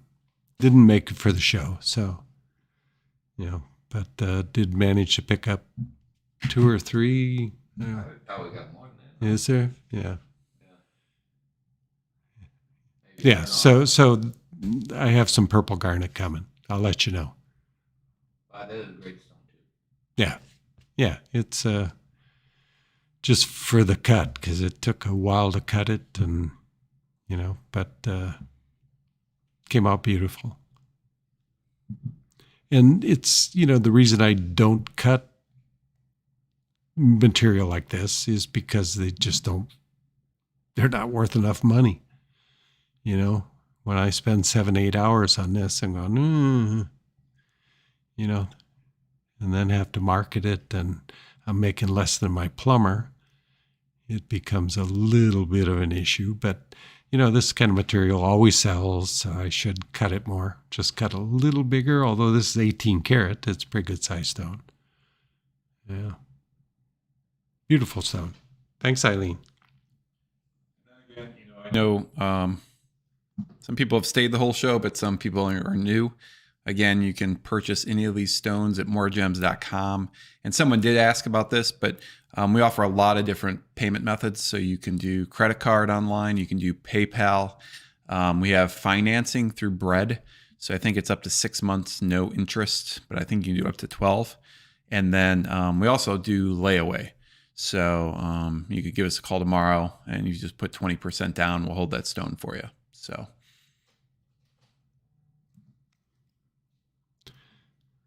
All right, and up next, these are always cool. When we make these up, they tend to always sell. Just really a nice full slice. Typically this outer band is broken. We have another sale. Yeah. Do I not get to talk about this one too? Nope, you don't. Okay. We want to thank Christy for this one. And this is an example. She purchased this one just a little bit ago and wants us to hold on to it because she wants us to create a pendant for it. So that's something we can do as well. If if you choose a stone tonight, we don't have to ship it right to you. We could, if you do want it in a ring or a pendant or what it may be, we can hold on to it and design something for you. Yeah, really cool piece. I saw these too, and yeah, definitely had to have it. All right. Thank you. What was the Christy? name? Christy. Thanks, Christy. Yeah, I think maybe it's the best we've had. Yeah. I don't know. The last ones were pretty good. But They were, a little bit different than this. This was, the color was slightly different. Kind of pink. Yeah, wasn't the centers lighter on the other ones? Yes. Yeah. I think so. Yeah. Maybe Yeah, this one's just a lot of pink. Yeah, cool. All right, let's keep that up. The next one to sell is. While we're in the middle of this, a couple questions. Sorry, I'm trying to take them through text here and everything. Well, you hinted at purple garnet. Paula wanted to know about what's this purple garnet. You've opened the box and learned. What is this purple garnet? What is this purple garnet? Purple garnet is kind of, I don't know what, it's a reddish purple. Sometimes we saw one that was really amethyst color. Oh, yeah. Yeah, which I'm not up to buying things that look like amethyst generally, and have to pay more money for it. But to me, the best ones are reddish purple. I'm not those colors are hard to describe. Stay tuned. With any luck and if you have interest, just call us and I'll try and get a picture of them here in the next few days. We've been so busy, we haven't been able to do much of anything except get ready for the show. So, next couple people asked about, have you ever heard of Nasarawa Aquamarine? I don't know, is it Tanzanian? Maybe I've heard of it. I don't know the particular source. It sounds familiar, but not sure where that is. If I saw the name a little more accurately than Jeffrey's pronouncing it. Really? Okay. Nasarawa teal aquamarine. I don't know. Yeah, hard to find. I guess it's from Montana. Maybe from Montana. No, it's Nigeria. Oh, okay. Yeah. Yeah, the teal colors, the things with green. It's rare to find one that, to me, is an attractive color. Although I realize that what my past says is attractive color does not necessarily apply to today's current market. I've having to open up my thoughts as to what people like and try and change what I like. There's just many stones that I never dealt in before because I didn't think they were marketable that have become some of the hottest stones, which includes Montana Sapphire. I currently see the value in it and the beauty in it, whereas 20 years ago, I didn't see that it had a real value in the market. And, we were looking for vivid greens and vivid blues. And now the market has changed completely, started with things like gray spinel, which that one I still don't quite get, but I know it sells, so I buy it. But it's a hard one for me to wrap my eyes around the beauty of it. But I know I don't know everything, and there are colors that are appealing to people these days that in the past were not particularly popular in the gem business. So going back too far sometimes is not a benefit, and the old norms have changed, and I have to learn the new ways. or let Michael and Jeff figure it out. So, Question, Chip? Nope, that's it. okay. Thank you.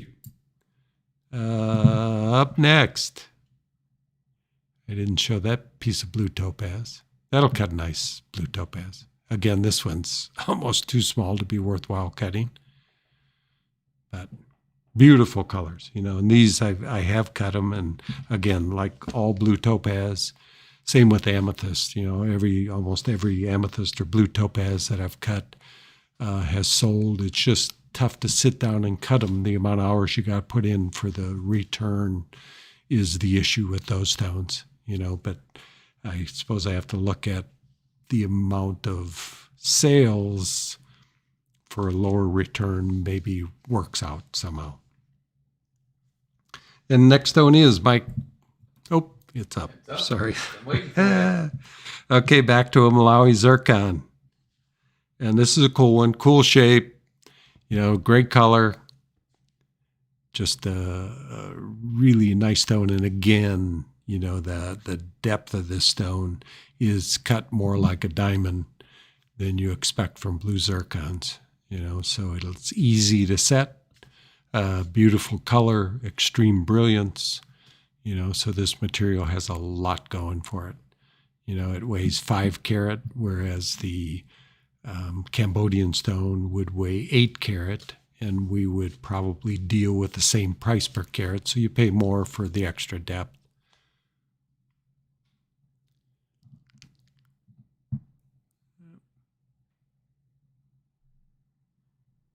And this is one color that absolutely is better in hand than I can ever take a picture of it.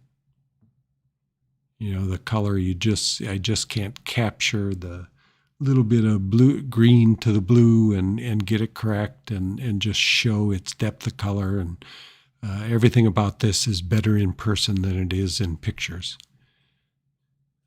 Some stones are better photographed and some are, you just can't get them right.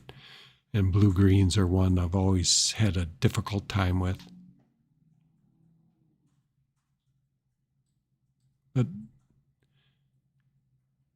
just a beautifully cut stone.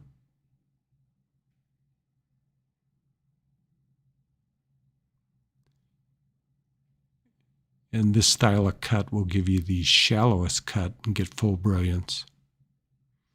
So when you do a ring, it just doesn't set up too high. Nice size. Yeah, yeah.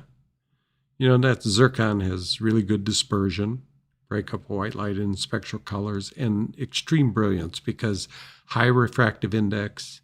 Refractive index is 181, which is too high for even the tools we use to measure refractive index. It's beyond what can be measured. Just like diamond is higher also. And that's what gives them their extreme brilliance. So, interesting shape. Make a beautiful ring, beautiful pendant, and just extreme brilliance. 5 carat, 1,090. With the 15 off, it's $926 for the stone. Again, Malawi is a brand new source. Hopefully we'll see a lot more. You just never know. Sometimes these sources, they find them and within a year or two, they're gone. There just is no more material. And that's more often the case than the mines that last for years. So many things, it can be one pocket and then it's gone, or it can last for a year, or it can last for 10 years, or it can last for a lifetime. So time will tell. But as with all things, we try and buy as much as we can when a new source comes out, just assuming that the 8 out of 10 times that source just doesn't last, It is just a high percentage of new finds that will have a very, very limited lifespan.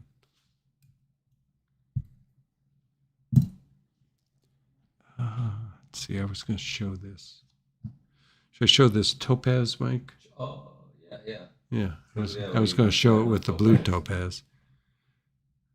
Find my paper.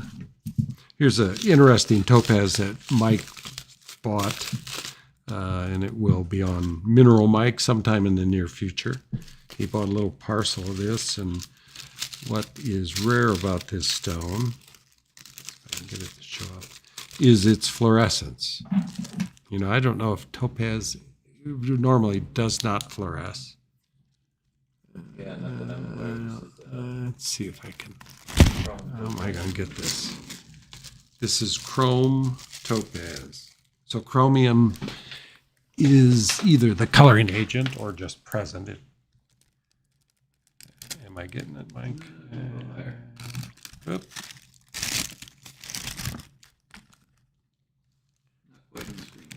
Okay, there we go. Now if I can get it dark enough.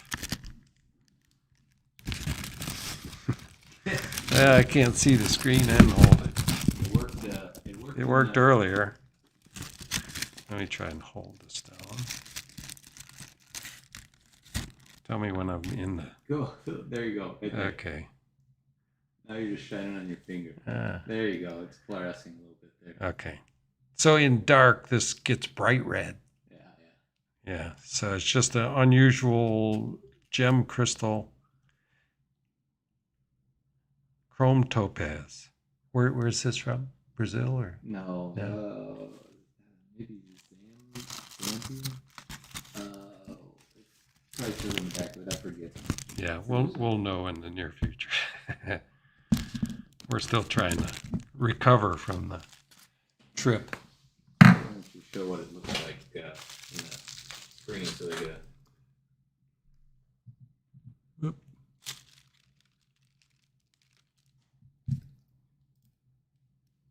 Well,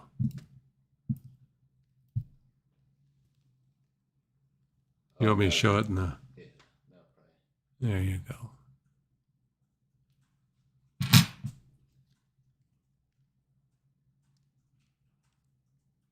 Nice gemmy crystals, though.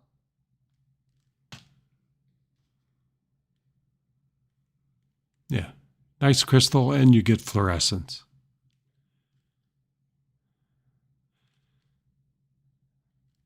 So, Chris, if you're out there, do you have one of these? Chris is a friend that he's the president of the Midwest chapter of the Fluorescent Mineral Society. I don't know how new this is, but he would know. I saw it in Tucson. Oh, did you? I did. Yeah, just a few pieces. I think it was a relatively new source. Yeah. So, But not positive on that either. I haven't seen it other than that. something a little different will be available on MineralMike.com. Okay, what's up next? Okay. So Portuguese round Tanzanite. And that picture does not do it justice. This is really a great stone. That video does it justice. That's how this stone looks. Portuguese round brilliant, which has always been our most popular, particularly in Tanzanite. The last one I did of these went viral on Reddit. Yeah, Portuguese always do. Yeah. I don't know how many views? Millions? I don't know. It's been a while. I haven't Yeah. posted it in a while. Yeah. But yeah, there was quite a few. Just the Portuguese round just gives a unique brilliance to it. Did you cut that one? Yeah. A little bit deeper cut. Yeah, it's probably 85% depth. So a little reminiscent of blue zircon, but that's about the minimum depth you get on Cambodian blue zircon. But this cut needs to be cut deeper. And like I mentioned, you know, the deeper cuts, they do produce pretty dramatic brilliance. So that one weighs 5.70 carats. Appraised price of $7,410. $4,150 is our online price. So $35.27 with the 15% off with the coupon code DIG.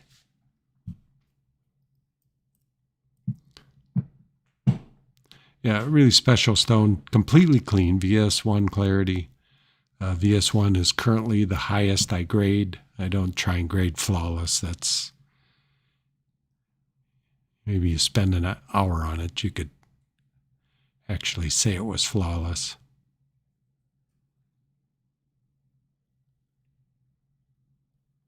But that's a beautiful color.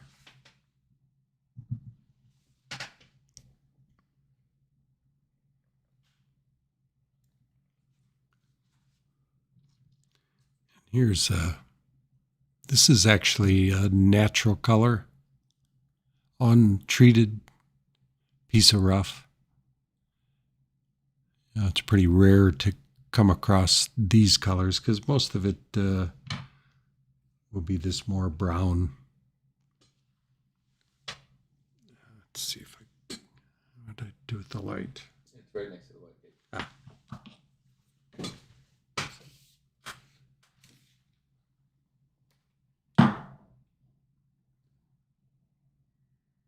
So you can see the blue that's in it.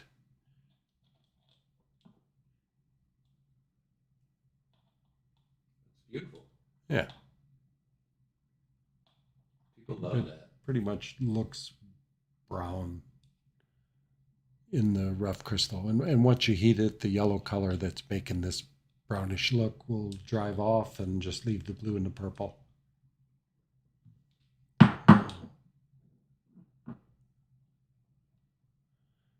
can see the purple direction, the blue direction, and this would be the yellow. Blue, purple, and yellow are the trichroic colors in Tanzanite.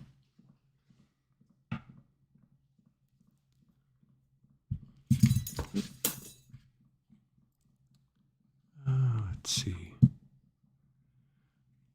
When was I going to show this rough? The sapphire rough we got. Just talking about the next show, I guess now.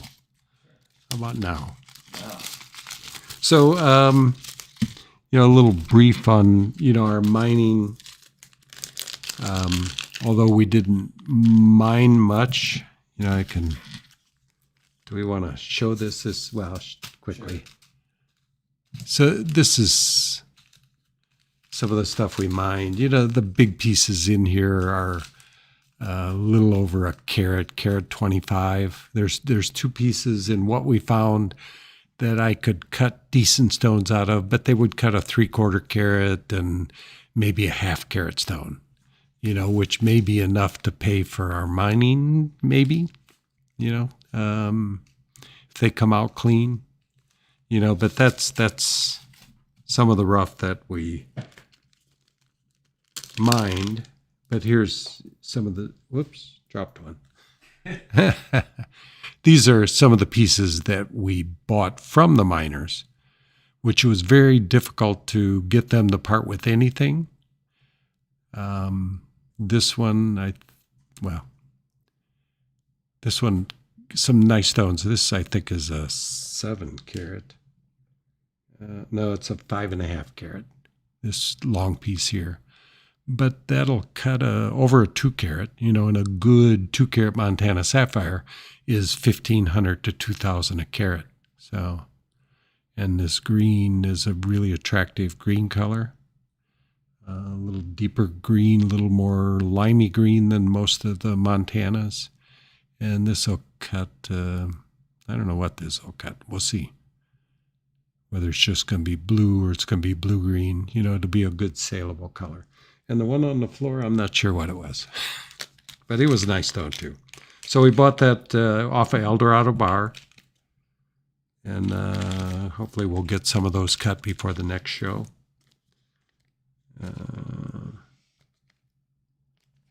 And...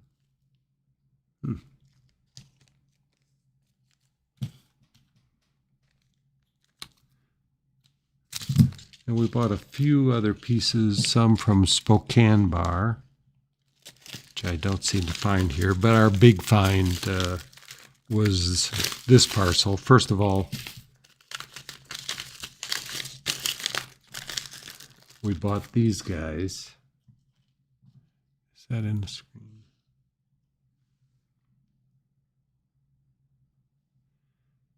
And I thought that's all we were going to leave with. You know, these are stones that'll cut. These will cut carat and a halves. Now, these are from Rock Creek, which is a different mining area in Montana, not about an hour and a half away. And just happened to ask him if there was anything else he had.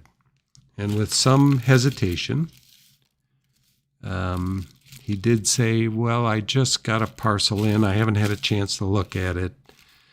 And he brought this parcel out. He says, I need to pull out the flat ones out of it. I have a customer for it. And he showed me this parcel of rough, and it was definitely worthwhile.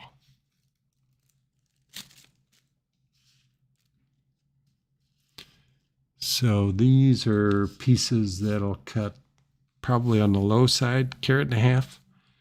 Maybe a few a little less, but on the high side, some stones over 2 carat.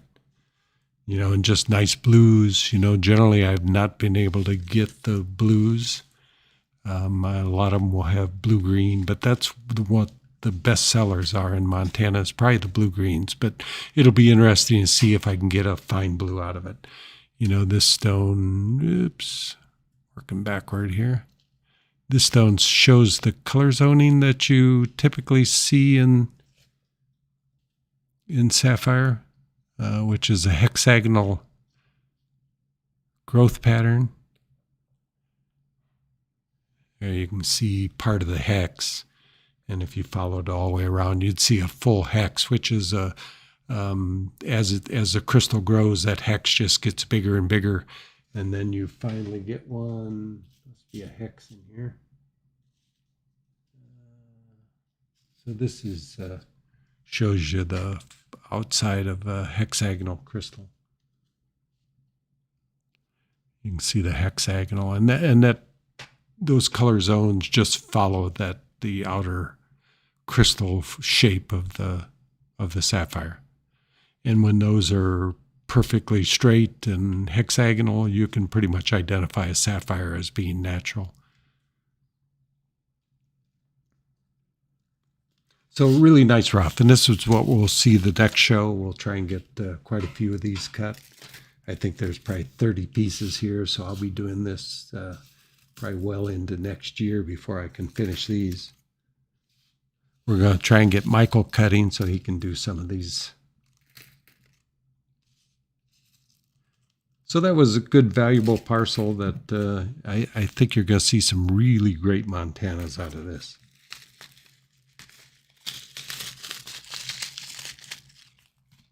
And here's one other parcel we bought. These were also from Eldorado Bar. So these are untreated. The Rock Creek material is treated. It's been heated already because generally those would come out more green. Once they heat them, they dissolve the rutile that's in them, and it turns stones blue. So all this material from Eldorado Bar is all natural. So if there is silk in it, you know, sometimes you can heat it and it will get a better blue color. My understanding from some of the miners is it's not always a good thing. It doesn't always turn out well. But if it's somewhat unattractive green and it has silk, it's probably worth trying to heat. You know, but these are really nice stones. And I think the biggest one in here is almost 8 carat. You know, so I could cut a 2.5. I got a 3 carat. That would be remarkable. You know, 3 carat has a significantly greater value than 2 carat, and much more, of course, than 1 and 1.5s. So that's our sapphire find. And, you know, like I said before, you know, our reason for going up and mining was for fun, but the real goal was to get some rough from the miners, and we had really good success with that. Okay. Yeah. Move on. Uh-huh. Got some interest in that Portuguese. 2 questions. One, can we see it on the finger? And 2, I know this is kind of quick here, but any idea on the rating on the stone? I usually have a 1,000-point rating. It'll be really high. I should put that on these. Anybody got access? Can you get to... Where am I going? Where will you find it? Yeah, you can't. It's probably on the website. It'll be on the website. No, It's not? not for this Portuguese. Really? It might not, is it listed? It might not be listed yet. What, the Portuguese? No. Well, I'm looking at the description right now. Well, I'd be shocked if it's not 980. 980. Okay. Exceptional 50. As 50 VS1 color. is 1,000. The color is 990. Exceptional. It's 990, the color. Yeah. And the cut. It's going to be greater than 980. Okay. There we go. Yeah. Did you show it on Is your it finger? 1,000? I don't remember what I graded it as. All right. I have access to it. It's readily available, but it'll be one of the highest rated stones that we have online for sure. All right. So, You want to show that one on your finger? oh, sure. Yeah, you can even see that color in this camera. Yeah, it's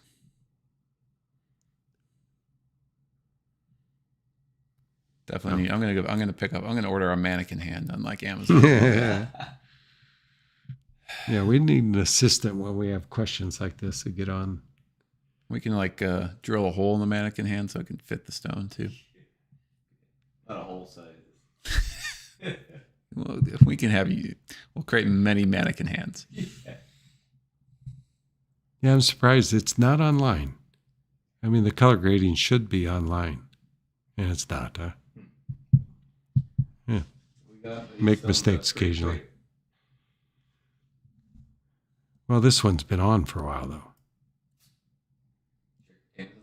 That one I cut 2 weeks ago, 3 weeks ago. For what? More gems? Did you It's check? on More Gems. Huh? But check the Tanzanite. Oh, yeah. It's probably the same description. But It's sweet stone. yeah, it'll if it's not greater than 980, I'd be shocked. I can't imagine that it's any less than that. But we can get that information for you. Just we don't have a computer running and available at the moment. So I'm going to say it's 1,000. Yeah, it's greater than 980 is best I can say.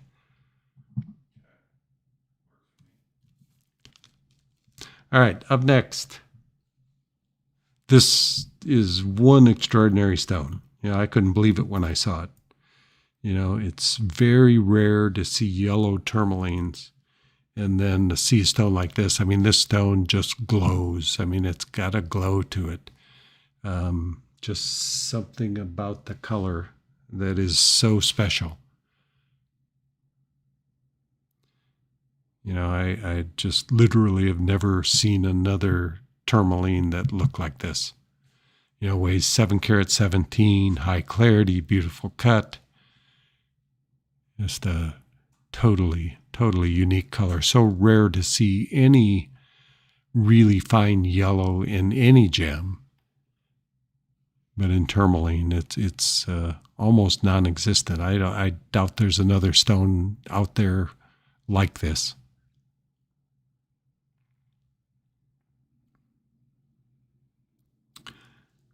Weighs 717, 39.90 is our price online. 33.91 is the price with the 15% off using the coupon code DIG. So if you're after something totally unique and the finest of its kind, this is definitely the stone. It does glow, especially when we saw that. Oh, man. It was like that other pink tourmaline. It was like they were a pair. Yeah, yeah. just the finest of their kind. We're talking about the 11 karat from earlier. You know, it's just such a special stone also.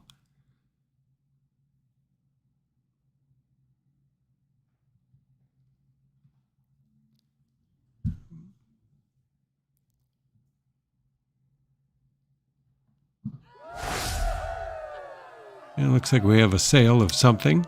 Yes, the Salvador purchased the angular blue topaz. Zircon? Zircon. Oh, okay. Zircon, yes. All right, Salvador, thanks. Sweet. Thank Yeah, you. it's cool. If you need a match, I have something similarly cut, just a little smaller. Yeah.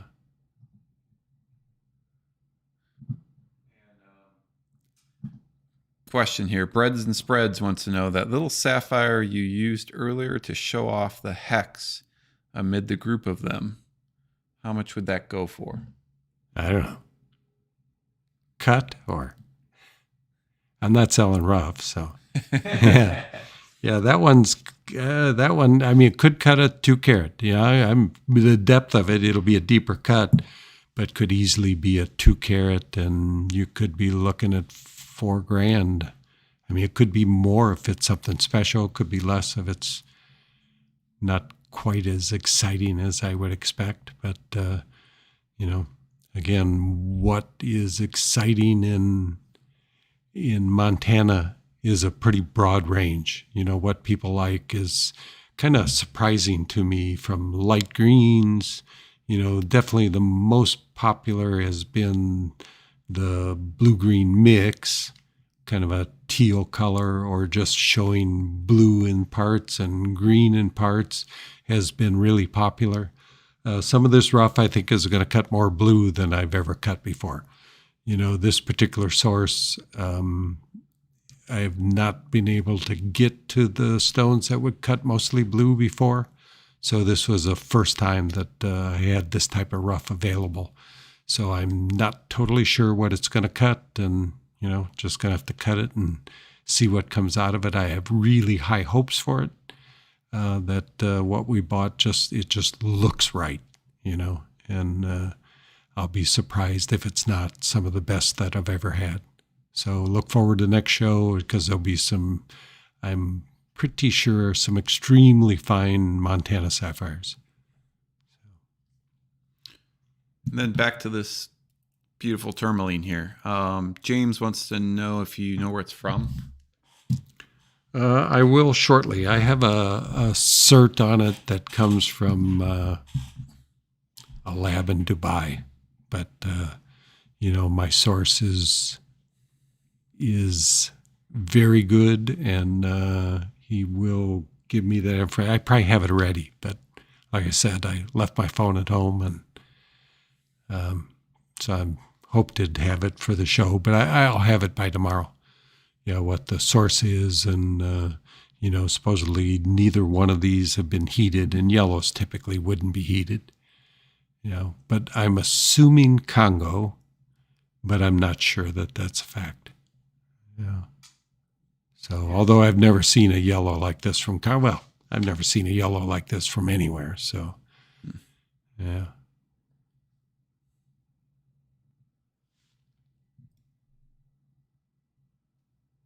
Trying to think what other stone I've ever seen yellow like this. Maybe sapphire would be the closest.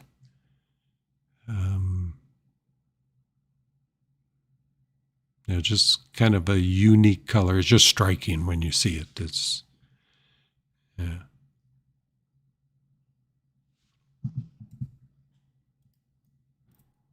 All right, what's next there, Mike? Well, a hidden gem. Yeah. Where's it at? And everybody again, all the new people here, if you want to see the hidden gem, it didn't show up before, so you have to go to MoreGems.com, click on that little banner, go to the Gemshow Gemstones, or if you're already there, just hit refresh, and it will now show the hidden gem, 25% off.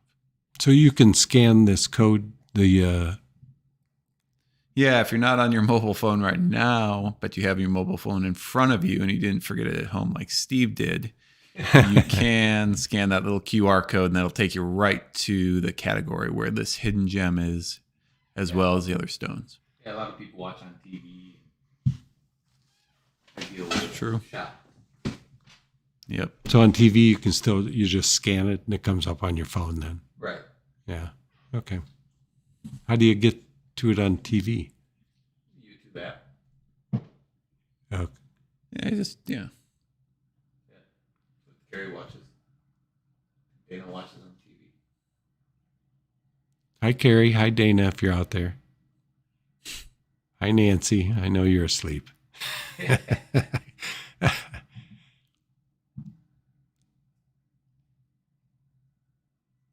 So this is a nice Malawi blue zircon. Getting back to it. It's a 5 carat 11. High clarity, VS1 clarity. Again, you get that big measurement for a 5 carat. Just because there's no extra depth in it. You know, this material is shallower than the Cambodian material, so therefore when you're trying to save weight, you don't end up with a stone the shape of a snow cone. You get a stone the shape of a diamond cut, which sets lower, but still gives you that deep, deep color we come to expect from fine blue zircon. So this source hopefully will hold out and will continue to supply gems because the color's right and you can cut it right. You know, I get a lot of stones from Cambodia. You want to recut them, but the weight loss is so great. You end up into them more money. They lose color because you cut them shallower. So it's hard to really recut gems and come out well. So it's nice to be able to take these stones, cut them correctly, not lose a lot of material because of the shape of this material is more shallow than the Cambodian material. So when you cut it shallow, it's gives you the best yield out of the material, the best brilliance, and you still get that deep, deep color you expect from a fine Cambodian stone.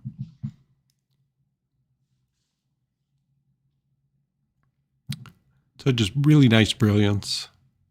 Again, the color that this camera produces is not as good as what you will see when you have it in hand.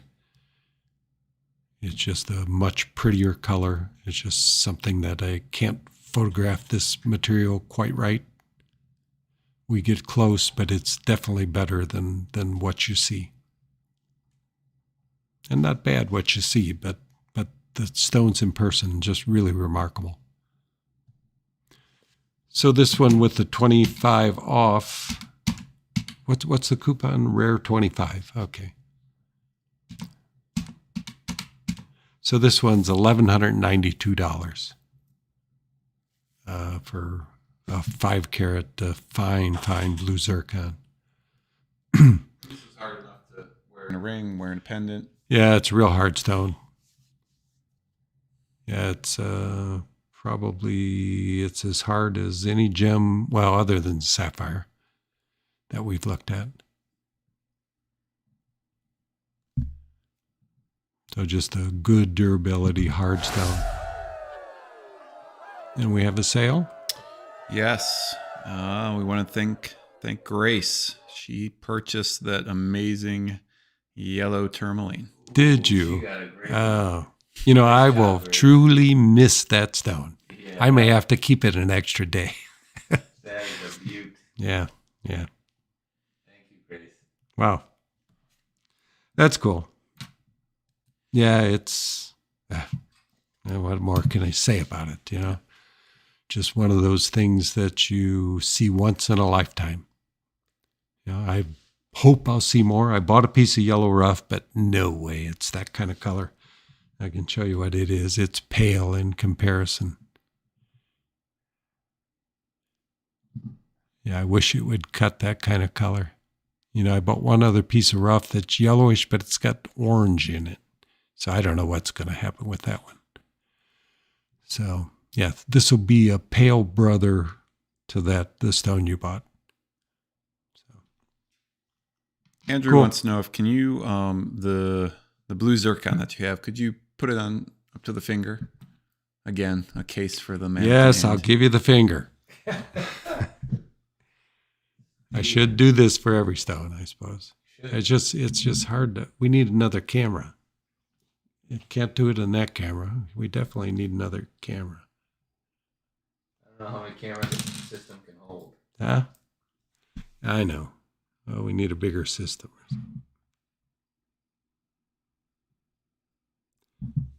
I have a hard time. This is all backwards and okay. You're just complaining. I know. It's just I look silly. Fun. Can't quite get it on my finger. Get it in focus. So, wow. I drop it enough here. So hopefully that helped you. It'll be the biggest 5-carat blue zircon in existence because there's absolutely no extra weight in that stone. And it is fully brilliant. You know, that's the key. I mean, sometimes you'll see stones that look big for their weight, but they have no brilliance down the center because they've cut it so flat that it just leaks light through the back. Where these are cut at ideal angles, they're just cut the shallowest that you can cut a stone and still be fully brilliant. Which is, well, I say generally how I cut. It's brilliant styles, you know, are the shallowest you can cut. You know, stones like this pink tourmaline that we did earlier. This is a step cut, so its depth is much greater because of the style of cutting. Camera's out? Yep, battery change. That should do it.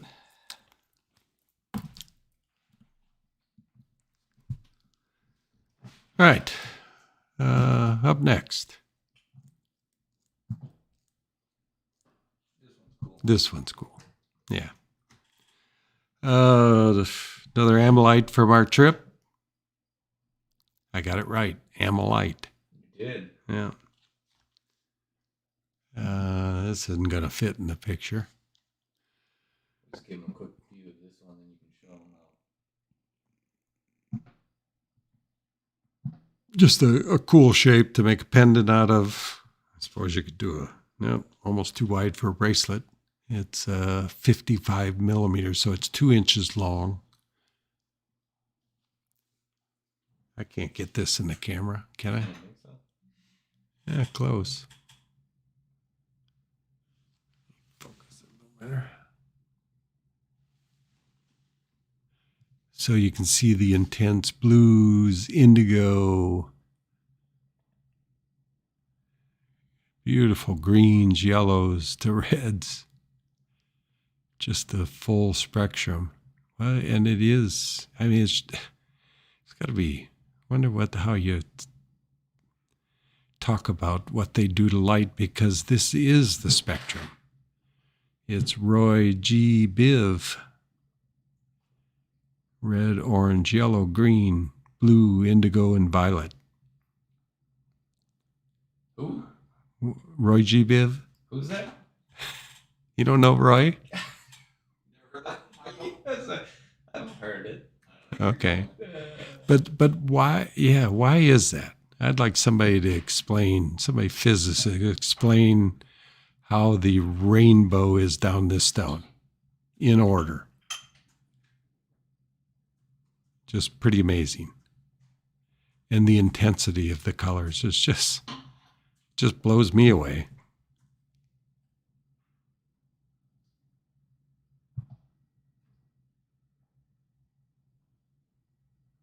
Yeah, there's got to be some science behind that.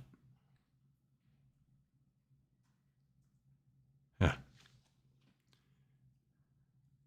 It's a really cool piece. $750 with the 15 off is $637. Weighs 35 carat.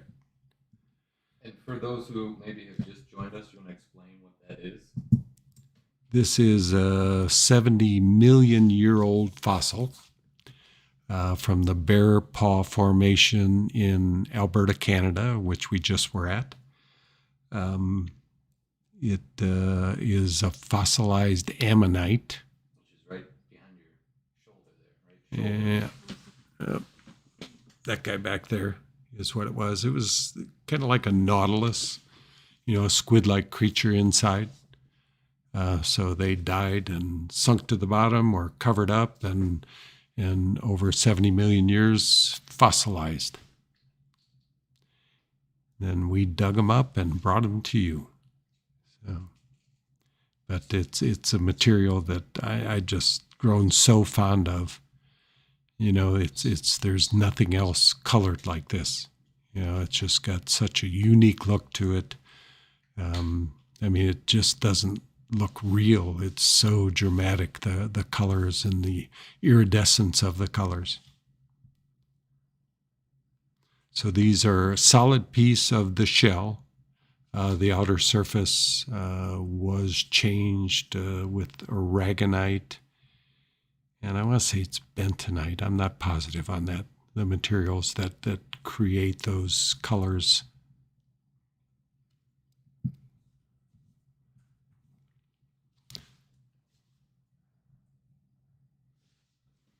So do my, so good size piece. Again, I pick these so you have some rotation. So when you're looking down on it, on the wear, you still get those color patterns. Like I mentioned, some of them, unless you're looking straight on them, that's the only time you get the color. So everything I pick, I try and get a range so you have some rotation and still maintain that color that you see. And we had a sale. It's this piece right here. I don't know. I may not be staying with you tonight, Jeff. That's a great piece. Oh, this piece. Oh, cool. Yeah. That's whatever you do with it, from plain to something more dramatic, it's going to make a great piece of jewelry. Yeah. Thank you, Karen. Yeah. Thanks, Karen.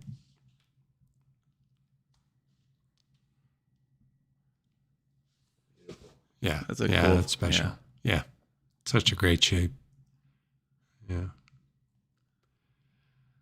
All right. Up next is something quite special. This peridot, its size, 16 karat and clean is just unusual for peridot.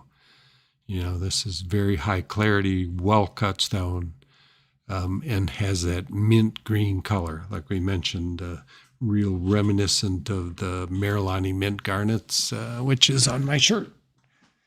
The other one. Merlani mint garnet has been really difficult to get again. We went through a period of 4 or 5 years. Well, 2014, I started seeing it again. And 2019 started disappearing, and now, once again, difficult to get. A Merlani mint garnet of this size, I'm not even sure I could fathom what the price would be. 5,000 a carat, maybe low. So 50, 60, 70, $80,000. But this is very, very similar color to it in a peridot. So this is, as I mentioned, some like me feel this is the most desirable color in peridot. There are other beautiful colors, and most of them come from Pakistan. They produce by far the finest colors of peridot, whether it be more traditional peridot color. Even the best of the deeper greens has a little bit of blue to it, would be the more desirable rather than yellow. Whereas these have much more blue, and they're just more of a mint green peridot. And to me, it is the best of the colors.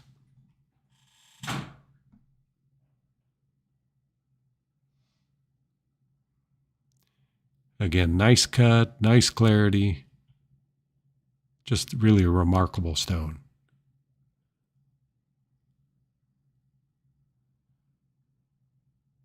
You know, back in the when Peridot was available, I have cut bigger. I cut a 70 carat once. But that was 20 years ago, 25 years ago, when this material was found. Don't quote me on that timing. I lose track of time easily, and it's been a while back, but it was a remarkable find, and they still continue to produce, but very, very much less in quantity and quality, much less. You know, finding clean stones in Peridot these days is really difficult. And when I cut them, I don't expect to cut them clean. Nice when you do get them clean, but you can't always expect it. So 7470, appraised value on this is 12,720. 7470 with the 15 off is 6350. Sorry for the fuzzies. Hard to get all that stuff off when you're photographing. That was my fault. Oh, you did this one too? Yeah. Oh, well, I've been working on it, and you haven't been using the brush on them, have you? No. And blow them off afterwards, and No, it was. I don't know. you're doing great on photography. I'm glad I they look have a great. replacement coming. A few fuzzes. Yeah, little bit of it fuzzy was time. hard to get them totally clean, and I've been guilty of that. I'm better at it these days, but you really got to work at it to get them completely clean. I had one day. Yes, and it was a rush for sure. You get you one of We'll those, give you a break. chamois. What are the chamois? What was the ShamWow guy? A ShamWow, yeah. Yeah, get that guy out here to help you Yeah. out. Yeah. Yeah, I wonder if those would work. Call 'em up. Wash your car, then wash some gems. There you go. The service we could provide. We'll wash your gems and jewelry in your car. Yeah, okay. Bye, Jeff. I'm not staying with you tonight. Okay, moving right along. That's a really nice Peridot, though. Yeah. Another one of those that if I own it for a long time, I'd be happy. Like the yellow one that somebody stole from me. That was it's special. And this is special too. For a Yellowstone, not quite as yellow, but for Heliodor, this is really some of the best material that I've ever cut. Yeah, just and this is really a cool shape. Just a shape that, if I have a choice, I would cut this in Heliodor all the time. You know, this style of cutting works with the crystal shape real well. As I can show you this crystal, you can see why emerald cut comes out of them. This is a real monster. But they're basically made for cutting emerald cut stones.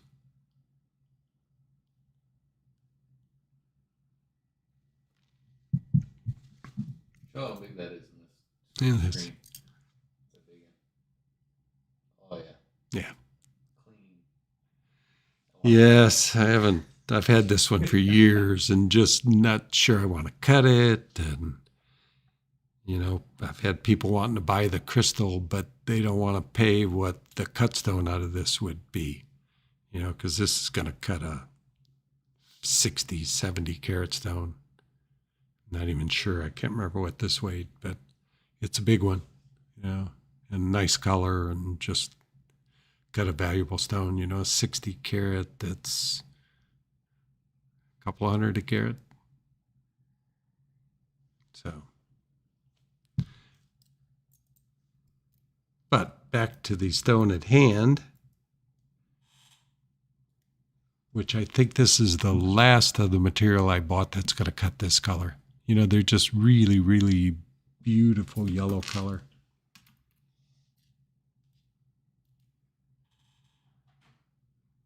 And better yellow than this camera's showing right now. Much more like the picture that you see online.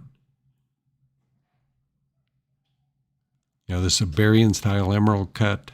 This is a cut that I've done 1,000 of. And so many good things about it. The small table in this cut works really well. Produces a greater brilliance, and this will probably be as brilliant of a Heliodor as you'll see, because Heliodor doesn't have a real high refractive index. So typically you would expect not quite as brilliant, but this stone just came out remarkably brilliant. Just no real dead spots in the cut, and just really happy with it. Hope to find more rough, but I was not successful, at least this trip. Didn't see anything in Denver of quality. I did see Heliodors, but nothing with the pure yellow color. Typically, they'll be a little greenish or a little brownish. This one just has a special color. And with the coupon code DIG, this is 1,088, weighs 8 carat 95, which is 121 a carat. For a beryl. Beryl is related to aquamarine and emerald, are the same gem, just different colors.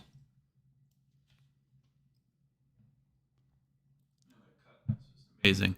I kind of like to tout it off. I know you're modest, Steve, but because we get I would say just through the chat, I get 2 or 3 times, people wanting us to cut their own stone or wanting you to cut their own stones. And the nice thing about through here, this is like the only place you're going to get a Steve Moriarty cut stone. Yeah, there's a limit to what I can do, and that's why we're hoping Michael will get started and find the time. Because he's also building jewelry and in charge of the shop and doing these shows, so it's tough to get enough time for either one of us to cut as much as we'd like to. Yep. Selling minerals or something. Well, and that'll, you take over the business, you're going to find that the cut stone business probably is more valued than the mineral business. I hope not, but Minerals are fun. Yeah. Yeah, you can do both, but I think this is probably better focus is in the gems. I'm working on it. What's the hardness of Heliodor? Hardness Heliodor, 7.5. 7.5. Yeah. So of the gems we've seen tonight, only Zircon and Sapphire are harder. So Heliodor is a barrel. yeah. So, and it's a really tough stone. Toughness is the other factor that is involved in durability. Hardness and toughness are 2 things, because you can have a hard stone like a diamond, but because you can cleave them, you can just break them in half. Toughness is not as great. So Heliodor and Sapphire, they're both tough gems and relatively hard stones.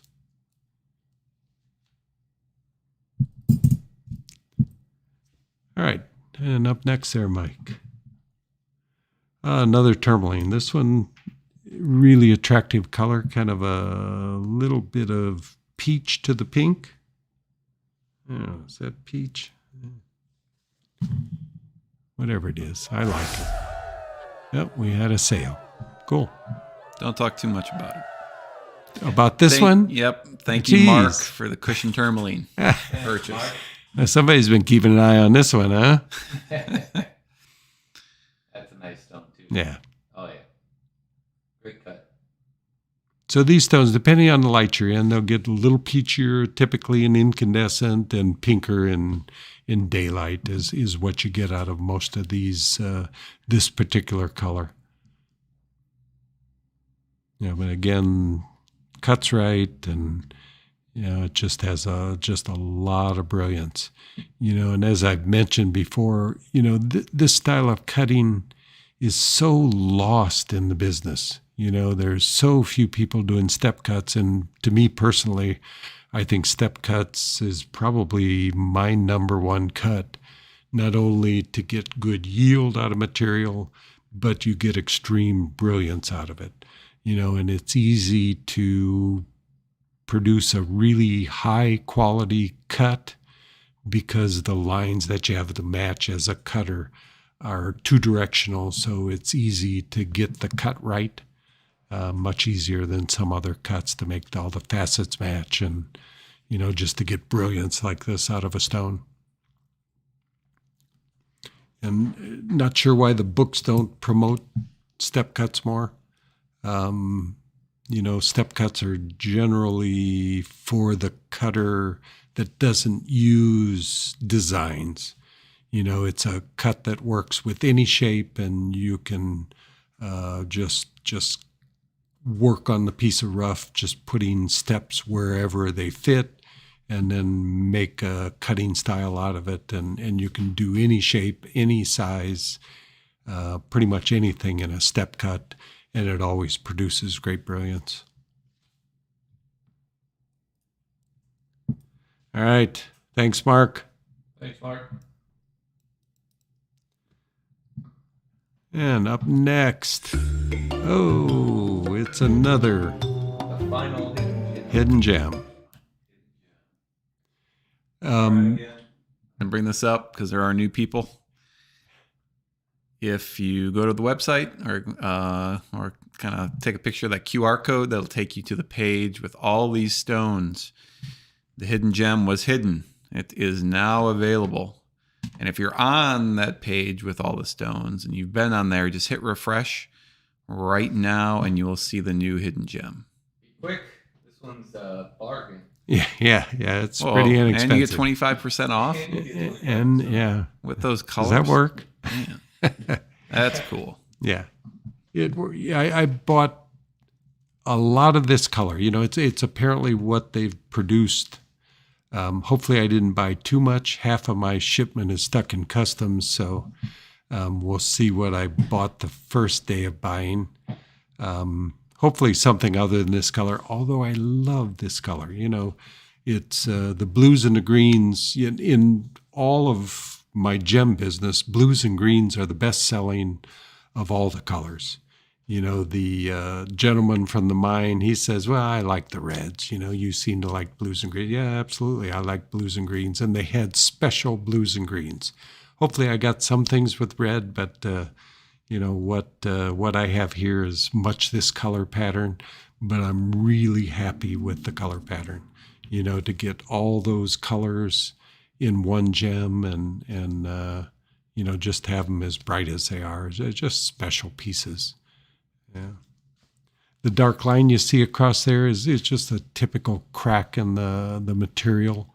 But if you look closely at it under the scope, even the crack has color in it, so they're kind of re-healed cracks. But most of the material, except this really high grade stuff, as soon as I find it, Mike, I'll get it on there.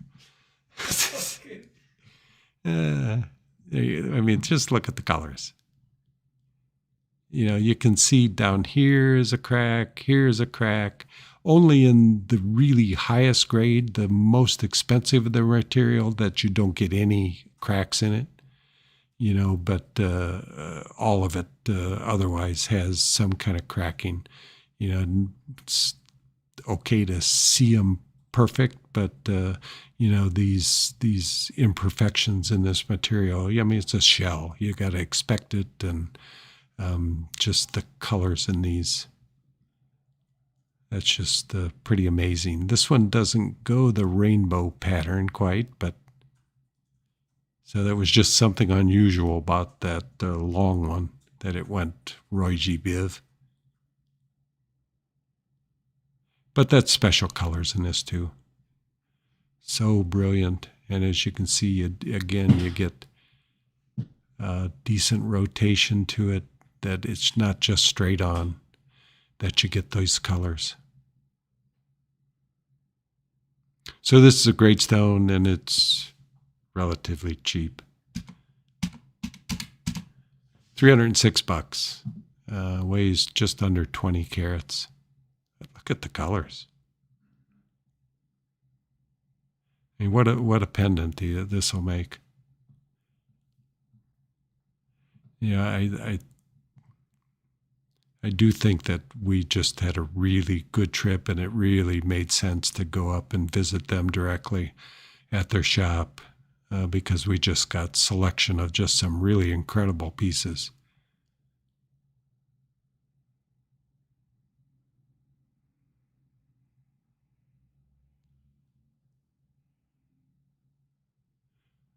So fossilized ammonite, now a gem known as Ammolite.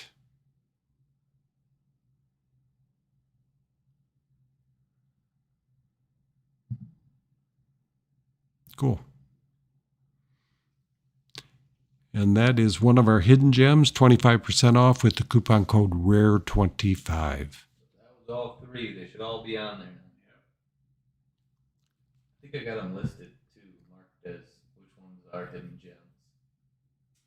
Yes, they are listed. Make sure to use RARE25. Did we sell any of the hidden gems? Not yet. There is. Okay. I They could will see. sell. I could see like there's a Tanzanite in somebody's cart. That first Tanzanite, but Oh. They're waiting. They're waiting too long. they're thinking about it. Yeah, that one, you shouldn't think about it. That's the lowest priced Tanzanite that I've had, other than, we run some deal of the days, which are 25 off. And we've had some really good prices on Tanzanite, but none of them have had the color of that stone. This stone is just exceptional. I just bought it and, just put it on because my wife was giving me a hard time about how much I spent, and I need to turn a few things, just to keep her happy and make my next trip easier. That I had some success with this trip. So I think it was 426 a carat, somewhere around there. So really, really a good value for a stone this size. And this size is the size I'm always looking for, the real saleable size.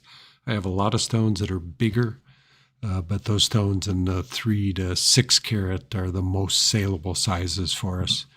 And this is just a nice special stone, and for a pear shape, they don't come better, just because of the full brilliance that you get from tip to the base of the stone.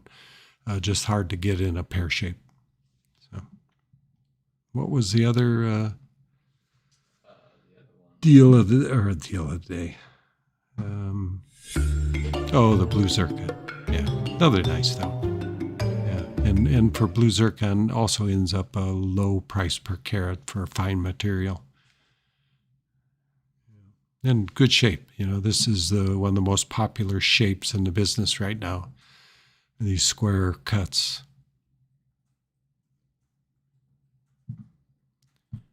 In the photograph, you see the dichroism of the stone, the doubling.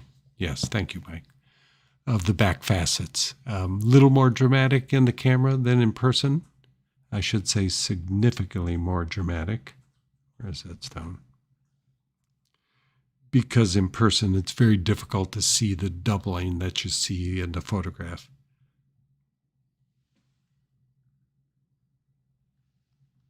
Nice stone. Yeah. All right.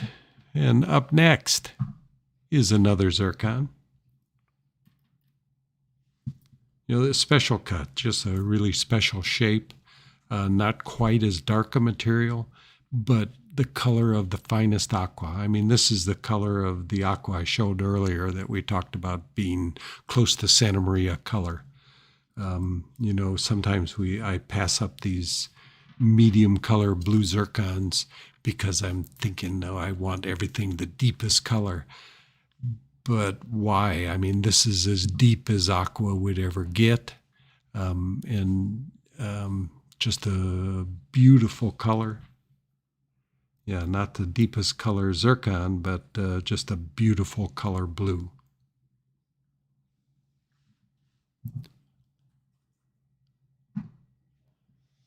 Really well cut. I know the cutter of this stone, and he just did a really great job. You know, and it's kind of unique. I was trying to figure out the cut, and it's got 2 rows of brilliant style faceting. Makes it almost like a step cut, but not. I'm not exactly sure what to call this cut. I'm sure he made it up himself and did a really, really nice job of it. Just has extreme brilliance, you know, and as you see in the video, it has a few inclusions, but, you know, only visible in this camera. I suppose if you put a bright enough light on it, you'll be able to find something in it, but when you look at it on your finger, it just looks like a clean stone. But such a pretty color. You know, like I said, I've become a snob for the deep colors because, you know, they're much more difficult to find. You know, why wouldn't you buy this color? You know, in other gems, it's the finest color that exists in this blue and aquamarine. You know, you don't get deeper color typically in a aqua, and aqua can bring $1,000 a carat for colors like this.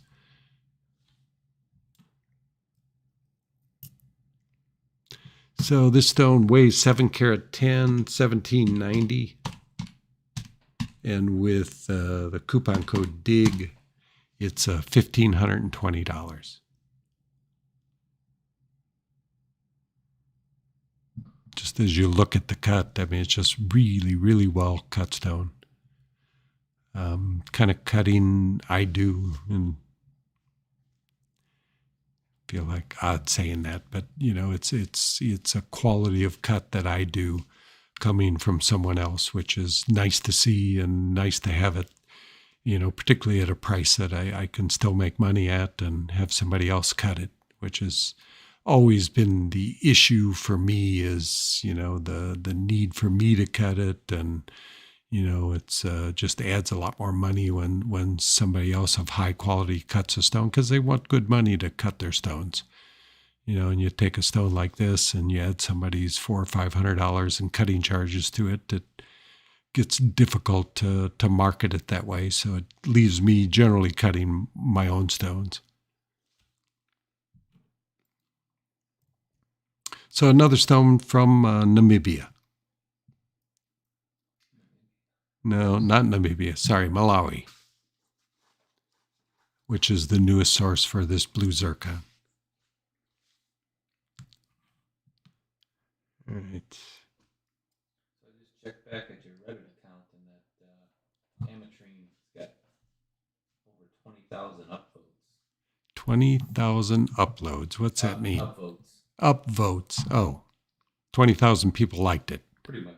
Yeah. And we didn't sell it? Yeah. Oh. Man, I don't know if It'll go this week. I don't know if they know where to come. Yeah. No, it'll sell. No question. It's a great stone. You want to show that one again? Somebody actually is. Well, they said they're calling about it tomorrow, but okay. We'll see. So Yeah. if you do like it, first come, first serve. Yeah. That is Well, true. yeah, it's putting the pressure on here. Yeah. Which I don't have anything currently to cut like it. Maybe the other, I don't know if that piece of rough, I could do something similar. Kind of the camera, Mike. Sure, I guess. Or, you want to show that. That's No, okay. that's okay. So this piece of rough, yeah, could I cut that? Would be a lot of loss. So this is one you generally cut an emerald cut, which I have a few styles of emerald cut that are variations that we've done well with also. So that's the only other piece of rough I think I have that'll cut that kind of stone. But I doubt whether it'll be as good as the stone that we're marketing right now. Can hope. So.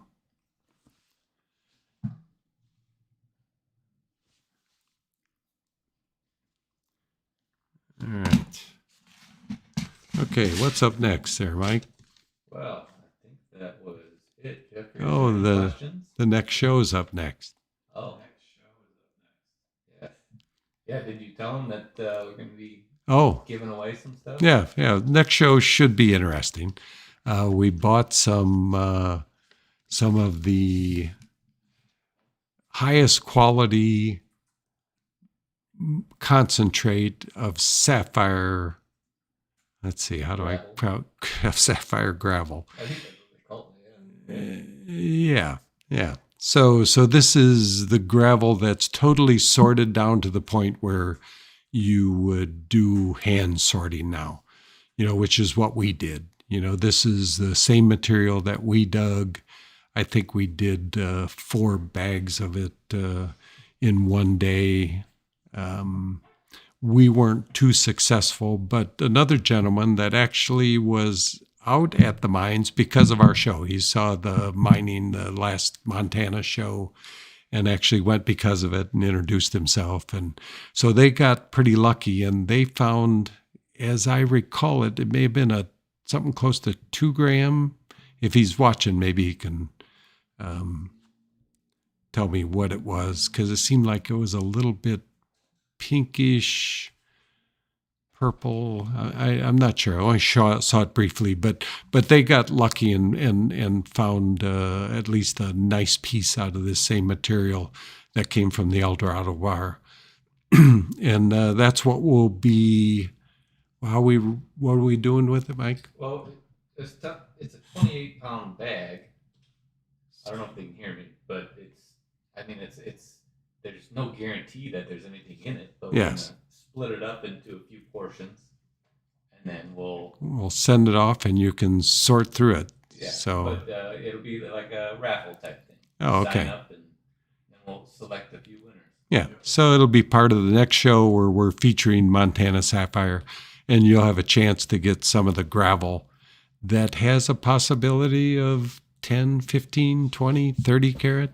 They find 50 caraters in there, but you just never know. It's a crapshoot of mining, and maybe you'll get lucky and we won't look through it, and we're just going to shovel it out into a bag and send it off to you, and you'll have to sort through it. And we'd love to see somebody get lucky. And if you get something that's a decent size, that's a gram or bigger, I'll cut it for you, and we'll see what we come out with. So just something fun to add to the show. And, we hope you'll come back to the next show in October and follow us and see if you can get lucky with that. Yeah, and for those people for the next show, you want to see it, make sure that you do hit that subscribe button that's kind of below here. That'll let you get notifications of when our next show is. Or you can also, if you want to get our next show announcements or get some deal of the days that we offer, if you go to MoreGems.com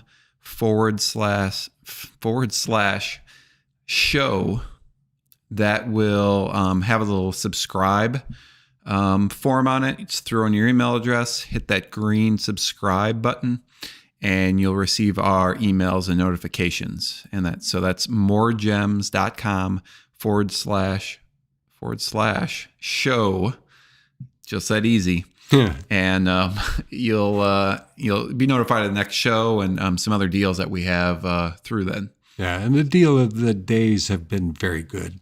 And right now I have incentive to do a few more. Usually we've been 1 or 2 a week. And, it's just I did spend a lot of money in the last month. And so I need to get some return on my purchases. So we'll be doing more deal of the days. And I think every deal of the day we've run is sold.